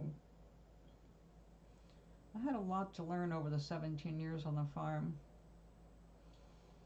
Like my first full growing season, I went berserk with what I planted. I was able to get a lot of heirloom seeds. Not a lot, like 25 seeds of this, 5 seeds of that. So you could try it before you invested in, you know, a bunch. Because you don't know how it's going to really go on your land. Just because you have it in the right climate zone, you know, it's no guarantee it's going to take to your particular environment. Everybody's got like a microclimate. But I loved trying different things, but I had literally acres I could mess with. There was no restriction for me other than what I could physically manage, which was not a great deal because, you know, I was always a little person, and a farm is very demanding. I think my most fun year, well, there was a year I grew loofahs, which was fun, but what was the most fun? Beans. I really went nuts with beans one year, trying all these different beans. The problem was that was one of those things where I got 5 beans, you know, so each pack of 5 beans felt like a magic beans. But they were really cool because they were so different. And flavor-wise, yeah, they were pretty different, I guess. I grew cannellini beans, the big white ones, not lima. I didn't grow lima because the only way I like those is when they're dried and then brought back to life.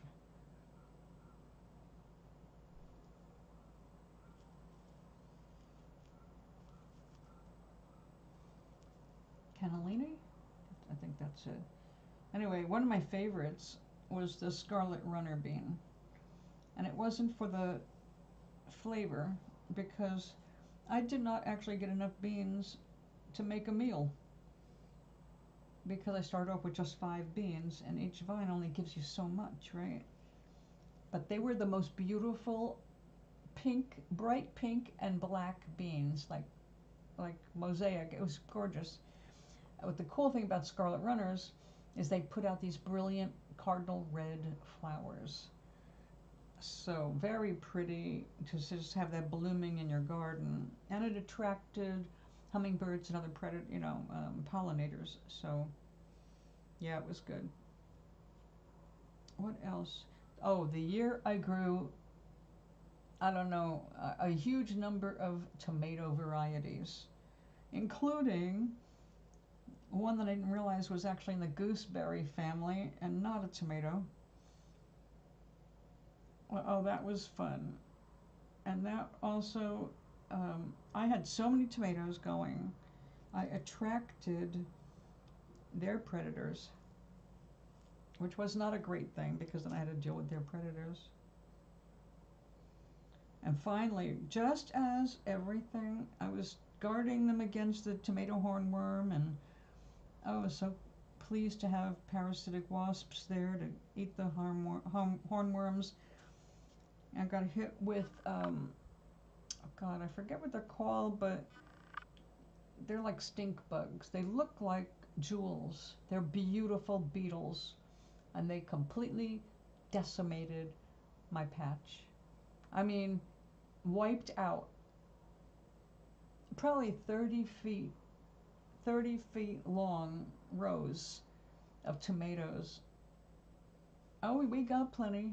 We got plenty. I planted so much it was inevitable. But that year, that's when I discovered those nasty bugs. It's like, how can something so beautiful be so bad and bad in the garden?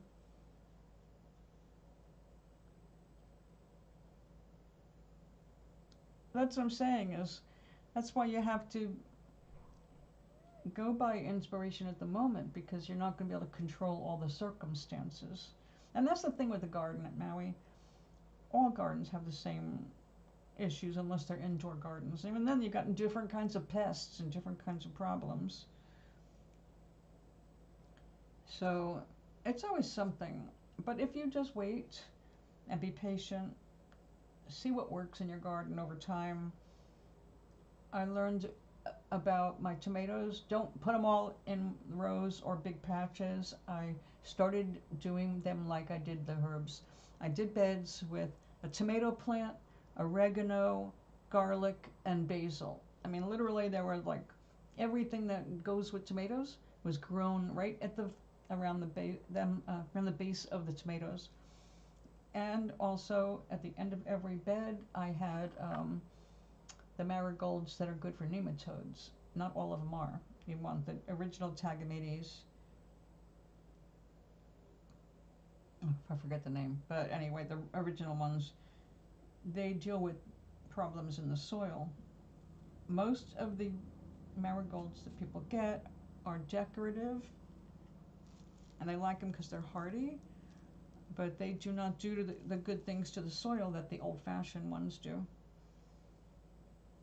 Which, again, I learned the hard way because I invested in these pom-pom. They were tall, they looked like golden balls, when they were beautiful marigolds. And then I learned with them, they got top heavy. And they did not do anything good for the soil other than just be around as a attractor of pollinators because it was so bright and happy.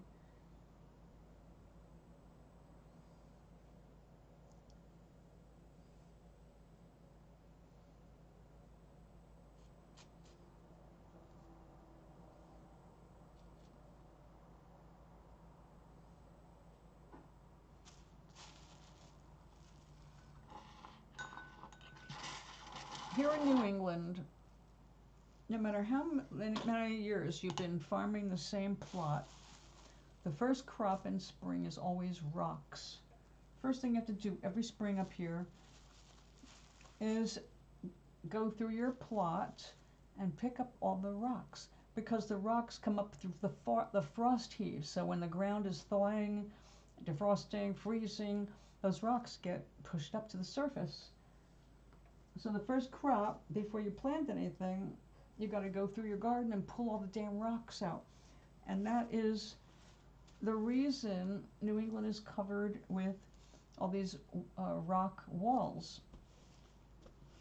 Now, people thought it was just property lines. No, it was not just property lines, although, yes, if you were able to carry your rocks to the property line and build there, that was great. But sometimes you had to settle for something closer to where you were finding them, and it wasn't necessarily a property line.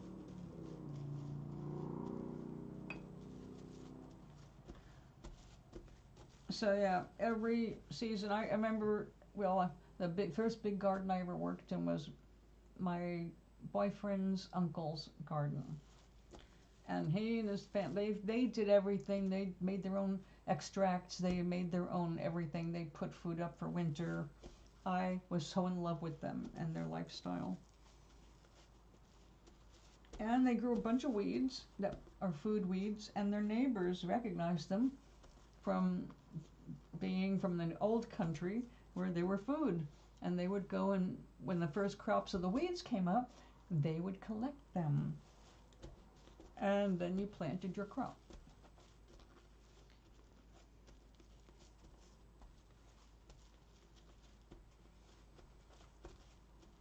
But every year there's something, you know, like one year down south we had the year of the damn locusts.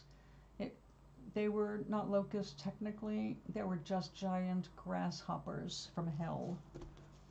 We didn't get swarms, but we had hundreds of them. I went out there to my herb bed one day and it was gone. I had lots of grasshoppers. So we helped introduce praying mantis. You want to see what a praying mantis does to a grasshopper? They're not intimidated. And they're voracious. So every year, you know, it was like a different challenge. Got one thing figured out and then another thing comes up. One year we had viruses carried by the cucumber beetle. That was fun. Lost a whole bunch of different things from that. So yeah, Maui, you gotta just take it with a grain of salt, because every year there's gonna be something else. Also remember, as you're growing things in the soil, it's using up nutrients. And unless you're doing tests that show you what's in the soil, you can't just randomly throw stuff in the soil to feed everything, because you'll kill things. Just like with humans. If you take iron at the wrong time with your meal, it blocks the absorption of calcium. So timing is everything. Vitamin D, best time to take that? Nighttime, last meal of the day. So I mean, there's so much to learn about chemistry, and you know, you can go so far instinctually, but then you need to check out what the problems are.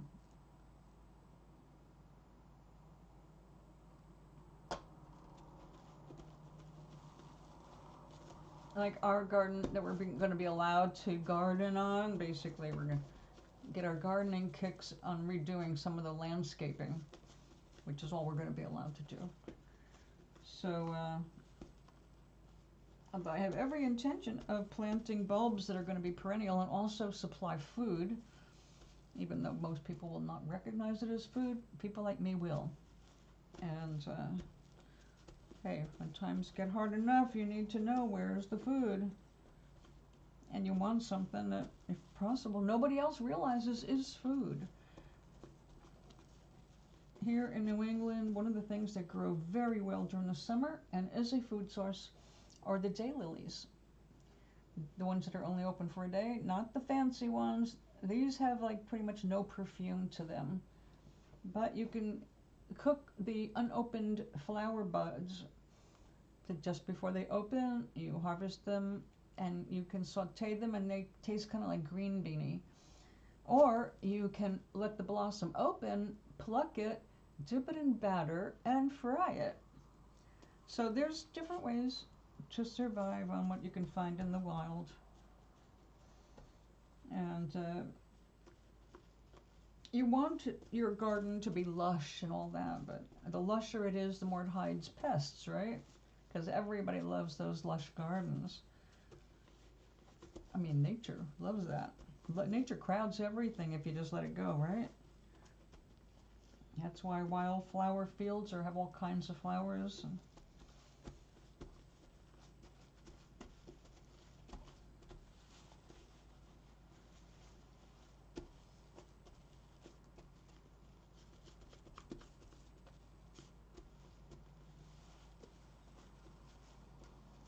Did you send me a message? a notice just popped up that I got a message.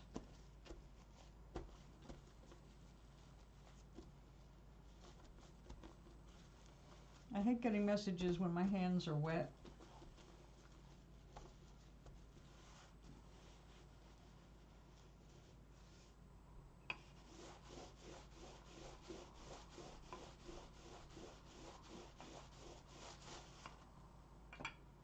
Yep, there we go. Pull all that up. Take it off.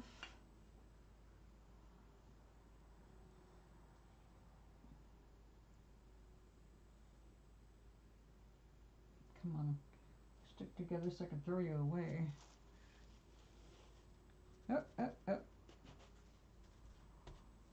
Let's put you back down. Where were you?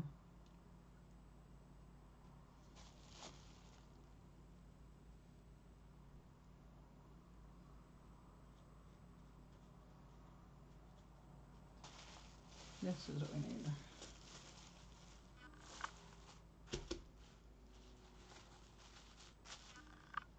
Not yet.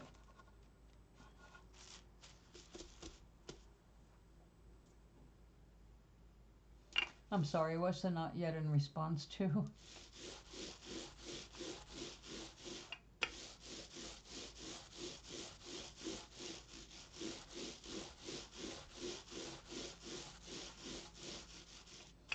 So are all of the gardening plots taken now? Are they all spoken for?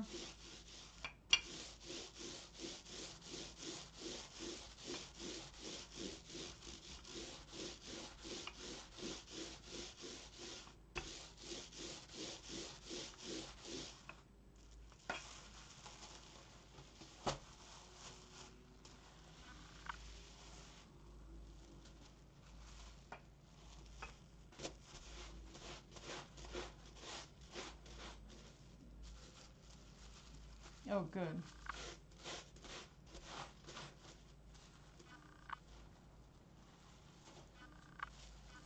It's easier to get all that stuff when I'm not doing this. Have you found what wild things grow on your island really well that are edible and that you like? Because if it grows wild and it's edible and it does well on your island, then that would be something to add to your garden. Too common for everybody to grab, but you know it supplies you food.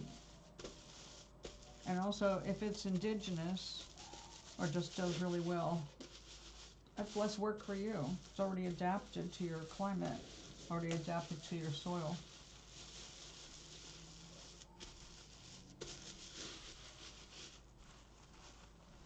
That's one of the things, like down south, the farmers markets. When I was selling, I only did it for a couple of seasons because it wasn't worth doing it. I was growing baby herbs and just selling the little plants already started rather than seeds, or bringing things to full growth.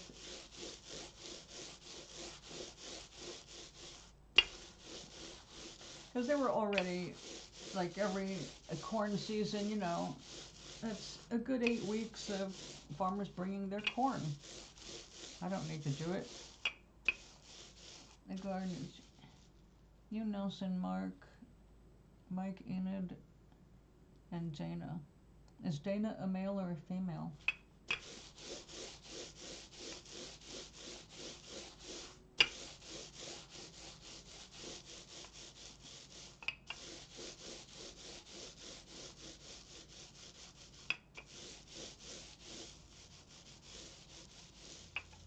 Lots of them are left. Oh, really? Yeah, I'd be planting edible weeds on them. When you plant them in order, people just assume it's meant to be there and they won't mess with it. But if they don't realize it's edible, they definitely will not mess with it. Like, that's where I'd go. Anyone that's got a blank plot and you want it to look lush, that's where I'd get lamb's quarters. Oh, okay. We have a couple of those here. I told you the story about one of them. She said, all my life people keep thinking I'm gay because I have a masculine appearance. She said, no, I like dick. Like, I was so unexpected. Nobody around here talks like that. So, yeah, it was funny.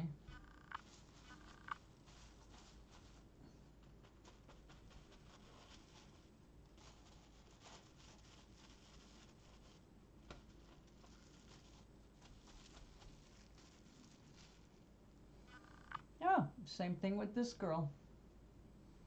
She was incarcerated once, and I didn't ask her for what, because she doesn't seem to be any kind of violent. But she's not the only person here that has that history. Oddly enough, she's got a gay brother, a twin, but they're not identical twins. They were in the same womb, but two eggs. But he turned out to be gay, and they kept thinking, oh, well, you're masculine, so you must be gay too. And she's like, I am not gay. So I can see that's caused her problems in her life because of people judging the way we look, which is always stupid.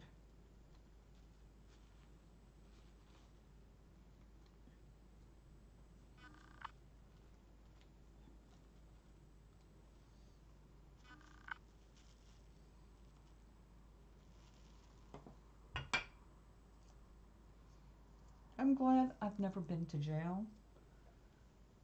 I have been in a jail, but that was a stunt that my stepfather pulled, basically trying to intimidate us. Predators can only succeed if they intimidate you, make you afraid of them. Okay, I am now wearing a bunch of this. We'll have to wait for that to dry to cut off. I don't want to mess that up.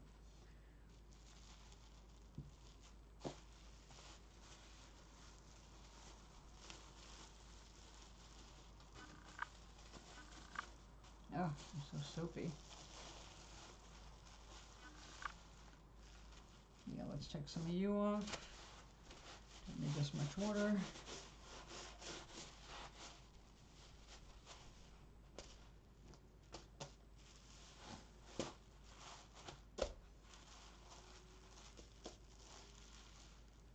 You're still felting. All right, I think it's time to do the roly-poly.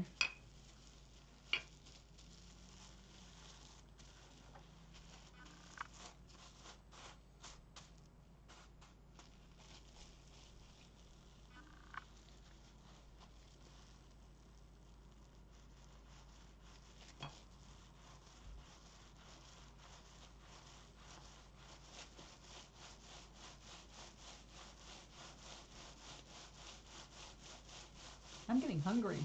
How long have I been here? Oh, no wonder. 2 hours and 24 minutes.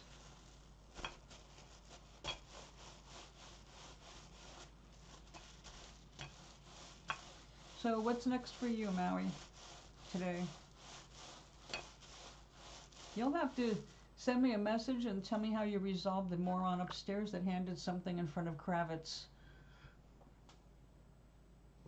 I can't roll my eyes any louder for that behavior. So yeah, I'd like to hear about it.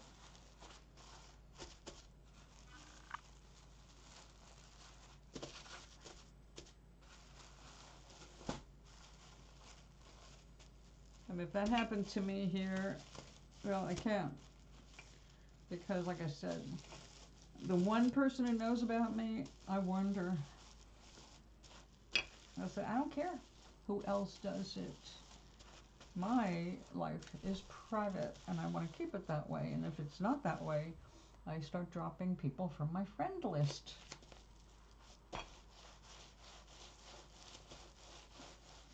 The older you get, the more firm you have to be.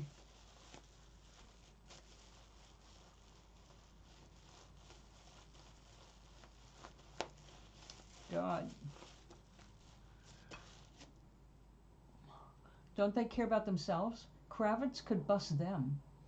And you know when they get in the mood, they will.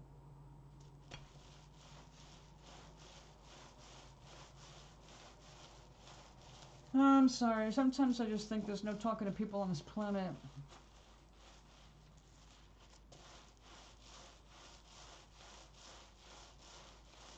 I met a woman close to my age in way worse shape than me when I went and got my beauty mark. She actually believes that Trump's a Christian and he's not racist. He would never be racist. It's like, I said, have you been reading Truth Social, the stuff he actually posts? Maybe if you read what he writes, you'll see the truth, because he's open about it.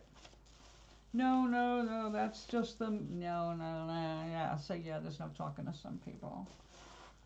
Anybody who thinks Trump is a Christian has a screw loose, and they're not Christian for sure, because anybody that's really Christian would recognize the Antichrist. Well, the human version of the Antichrist.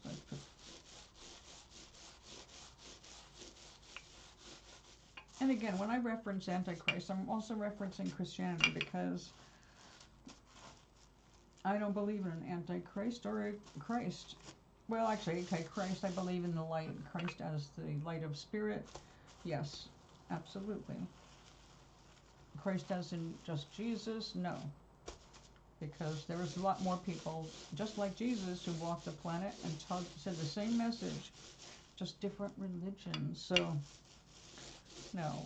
Any kind of loyalty to the man? No. Loyalty to the principle of light, love, and compassion? Absolutely. I know what you mean.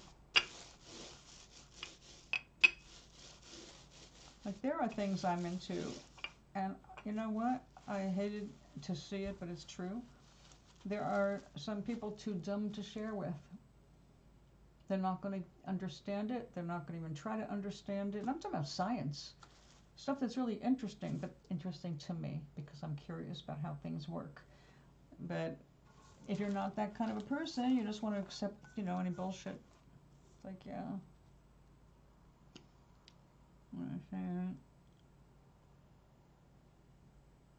Yeah.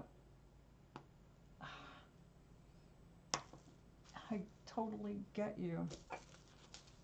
It's frustrating as all hell. Because no matter what you do, you cannot make them understand. And it does feel like you're talking a different language.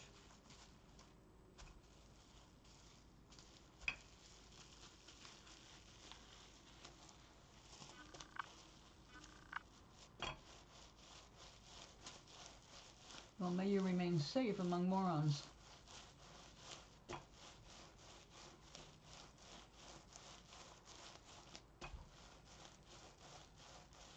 Yeah, it's like, what's the defense? Just zipping it? Probably. Become the mystery person. They have no idea what's going on with you. But then again, that makes it more... You got to give them something. Like, I'm not hiding anything, really. Except, one thing, which I don't think is anybody's business. But, you have to give them something to hold on to, or they will be seeking other things. They don't know enough about you. They can't walk around saying, oh yeah, well, he's like this. Or, no, he's not into that, or he is into that. If they don't have something to talk about, it becomes a problem for you later. Because they will then let their imaginations roam, and etc., etc. So, I let people know certain things about me. Like, if you want some juicy gossip, I'm going to control it by giving you specific gossip. I'll tell you something so that you'll walk around saying that, and I don't have to think about you again, because I know you're not going to look deeper.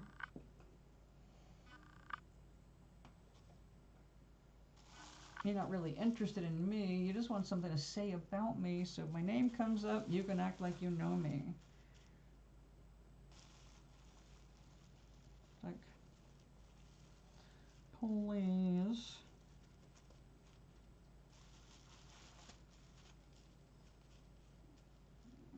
Okay, right color, wrong side.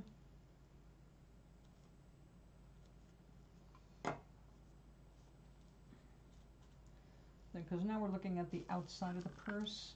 This is going to be the outside of the back of the purse. This is going to be the front of the purse,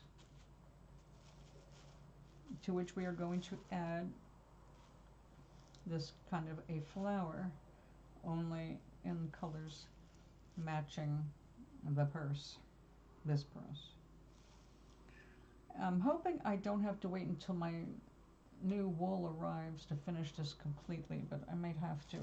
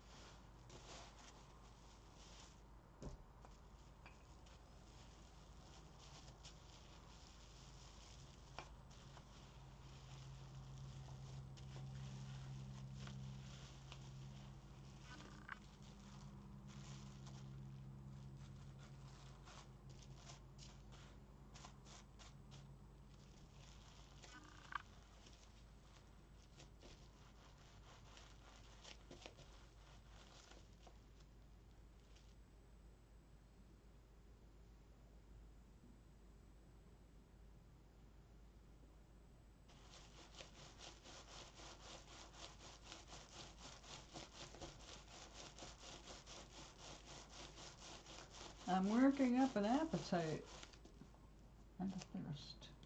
Oh, this is getting too warm. It's next to my coffee.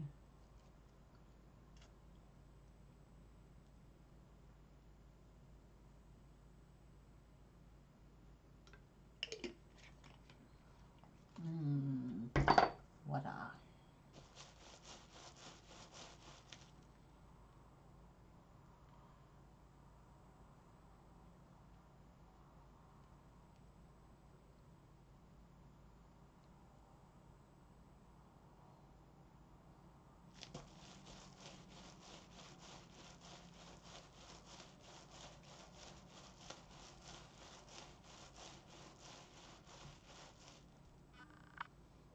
You know, there are these videos on YouTube made by CIA agents, FBI, undercover people.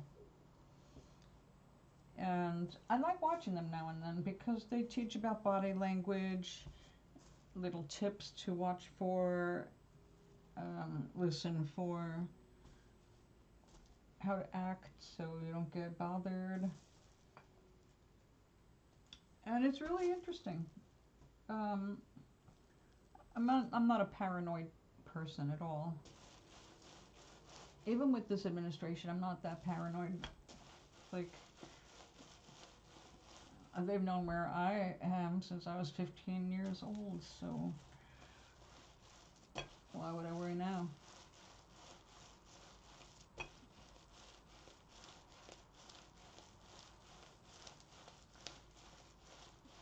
Oh my God, when did that happen? Was that on Maui?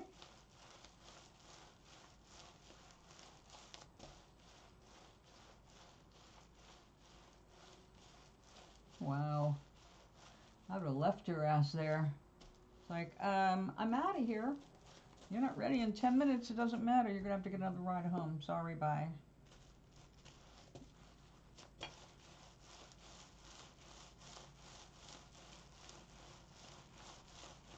But if you keep going back to that memory, you're going to attract the same energy into your life now, which is not what you want. Usury. Yeah, okay. You need to clear your aura of that stuff so you don't keep attracting more crazies. Because they're everywhere. They're easy to find. It's a little more tricky to avoid them. But recognizing them fast enough is key. That's why I was bringing up those videos by CIA undercover cover people, because they give all kinds of lessons here, and it's free. You know, it tells you how to identify certain things, how to act in public, how to basically keep your distance or blend in where you don't want to be questioned or noticed. So I mean, there's really good information on that. If you've got annoying neighbors, it's a good idea.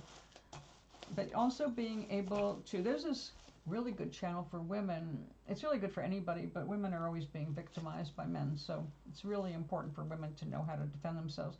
I posted in community notes here on YouTube one of her videos so that women can go check her out, her channel. But something babe, I can't remember the name of it, but she's definitely has that mannish appearance, but she's really good. She uses psychology to help you figure out which people are a problem or about to be. And because they are female predators, she might be a good one for you to watch, because she's got like real distinct keys for you to watch for in other people's, the way they set you up. Now, it's mostly women who get set up these ways, but there are some that are very general and are dangerous to everybody. So it's good to know not just how to protect yourself, but to be alert and aware enough so you don't have to protect yourself. You just don't get into that.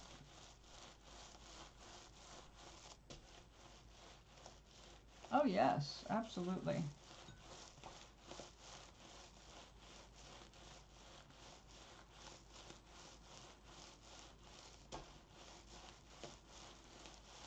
Yeah, look it up here when you have time. They show everything. You know, basically how to become invisible, right in the middle of it, everything going on.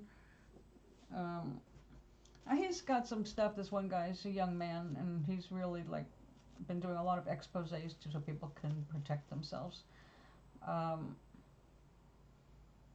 Yeah, I'll just check them out. Although they have some stuff on like disguises, that kind of thing. You're not into that kind of thing. Neither am I. It's just a matter of being able to recognize a potential predator before they get near you. And they come in all shapes and sizes, but they also have key things they say or ask to get you to help them or put your defenses down. So yes, they're really important to know. Now, women over time have become skeptical of certain things anyway, so we're not as easily fooled by some things. Men, though, are complete suckers. They have been conned by women, like the one that you gave a ride to, and then she ended up being your day's nightmare. Those people tip themselves. They give themselves away if you're alert to what those are, those tips. So you need to learn about it.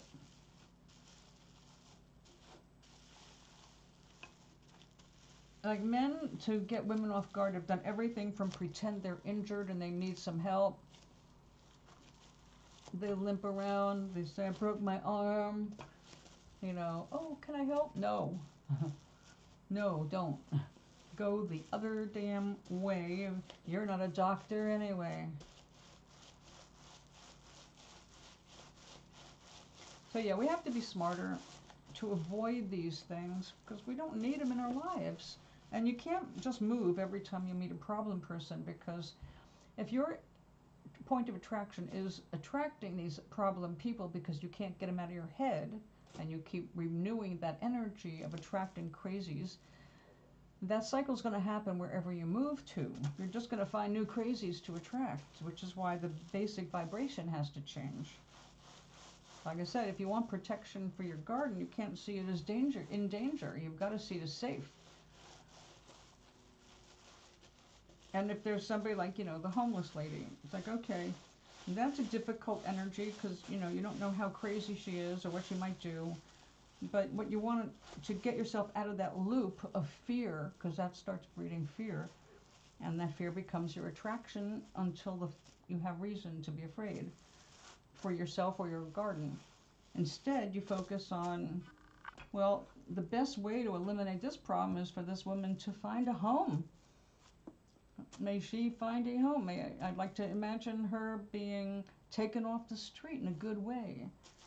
You know, you don't have to wish bad things on people to get rid of them. You can wish good things on them.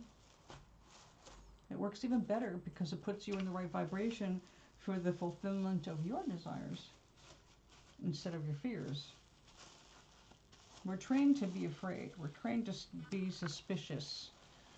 And then we talk ourselves out of it, but usually at the wrong time if we don't have experience in deciphering people's body signals or their verbal cues that warn us, red flag, red flag, red flag.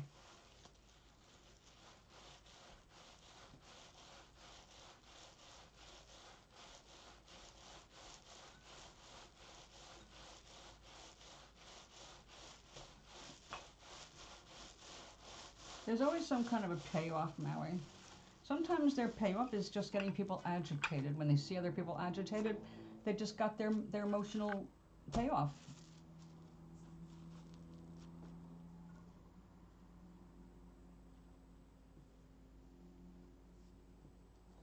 Yeah, we have a couple of those here too. And so you don't want anything to do with them. But sometimes you end up having to look at them. But you don't want to attract their energy, so you have to fix your energy. It's never about the other people, even though it feels like it and we can suffer at other people's hands. Once we understand what energy is and how we are controlling it or trying to control it, we pay more attention to the nature of our thoughts, our feelings, and we stop being so attractive to those negatives. I say when I go to the store, I know I'm going to the store in advance. I mentally prepare for a great time. When I go out, I expect to meet nice people. I expect to get surprise bargains or good deals or happen across a lucky anything. I always have a good time just going food shopping.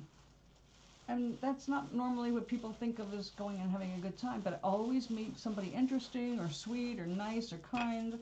And as somebody I can talk with for a few minutes and we end up laughing together. Those moments with other people are just wonderful. All right, we're getting felting. See how this is bulking up?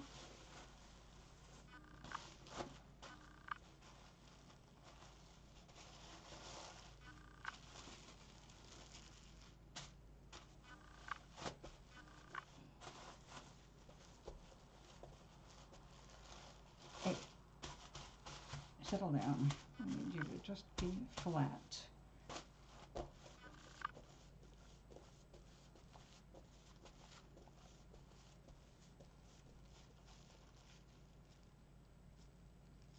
And that's because he was in that vibe.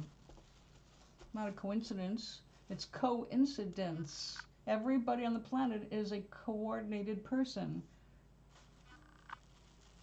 Good. And don't think about her again because you don't need that in your life. And if you start thinking about her, you'll see her again. But you went all this time without, which is a good sign. You have to just like I don't even let people finish stuff like that now if they're talking. If I start to feel any tension that tells me I'm now moving into the wrong vibration, I walk away. I shut them down. I excuse myself. Like they can't control themselves and what they're talking about, but I don't have to listen and get emotionally manipulated.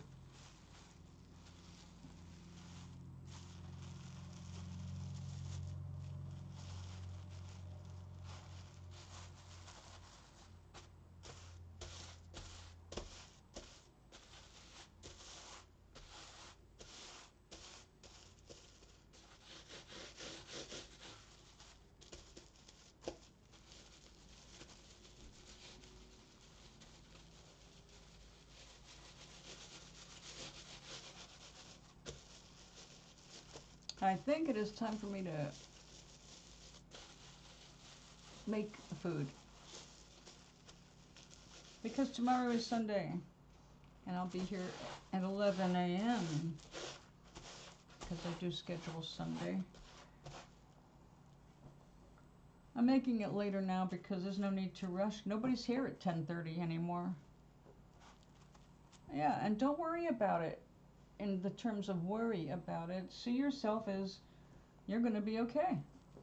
It's not going to be as bad as they're predicting. Your garden's going to be okay. Look how bad it was for other spots, and you did not get anything like as bad as it was just down the street. I would just imagine a blue energy bubble, like a force field around your garden, protecting lovingly, and think of it as being protected lovingly, and that way you won't be putting stress out there for the universe to grab onto and deliver.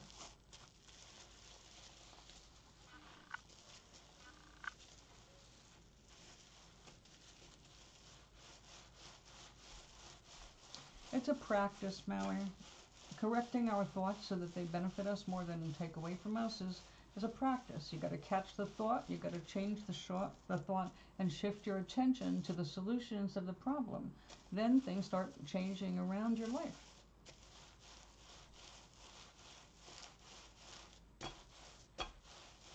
I gave myself a weekend off, 3 days off, no news for 3 days.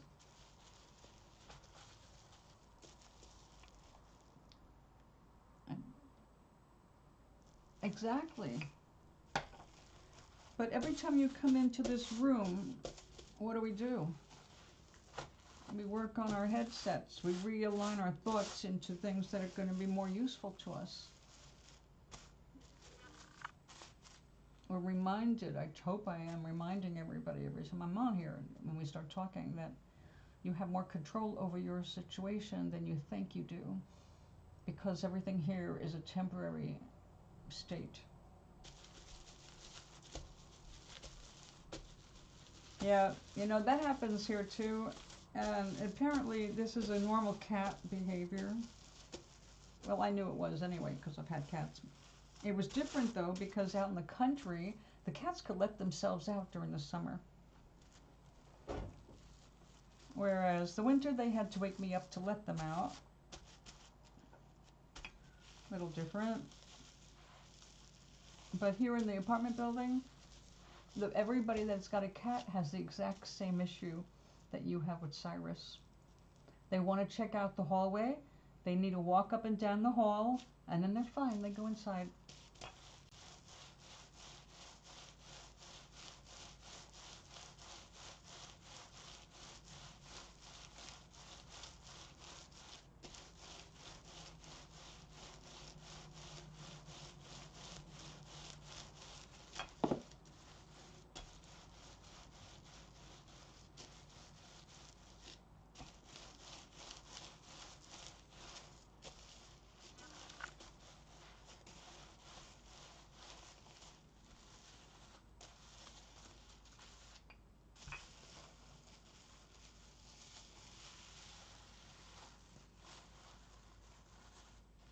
All right, it's starting to happen.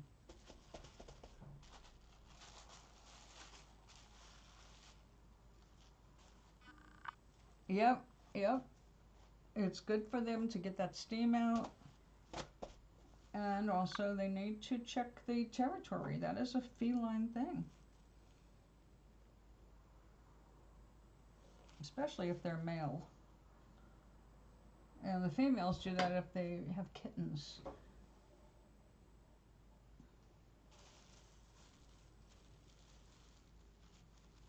Now we're going to cut you off.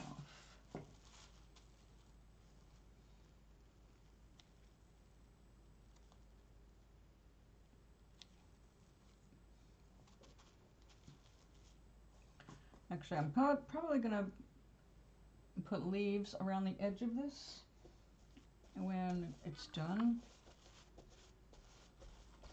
because I'm going to make a vine as a strap. but it would look silly if it was just a green vine and no leaves. So I'll be needle felting and wet felting leaves that I will be attaching to the purse. But the flower has to come first. That's what's setting the standard.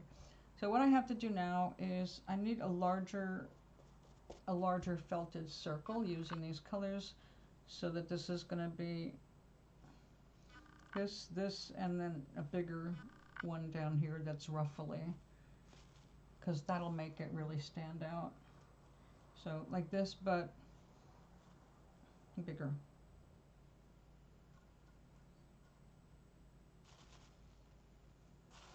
So I'm going to let this sit for the night,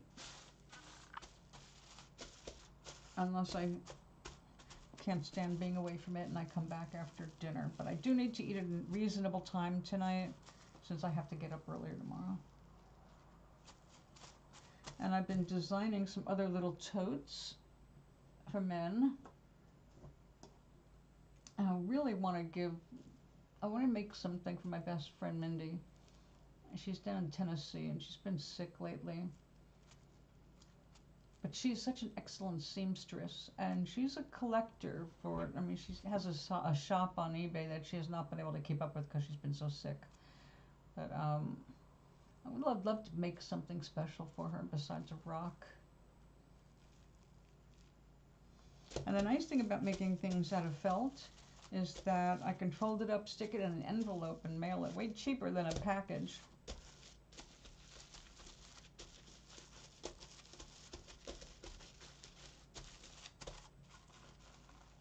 All right. That is, these are too wet. So it's time to put everything away, dry everything off, except that. So we can come back fresh and dry tomorrow. Like, you know, after a shower. Okay. So thanks for hanging out. Get your head on straight about the garden before the rain hits. I would do it for you, but I can't. We have to do it for ourselves. For me, I'm putting my head on straight about, you know, like health issues, things like that. We all have something, right? So I'll see you tomorrow. Although you might be asleep when I come back tomorrow, but if you're awake, stop by. Hello.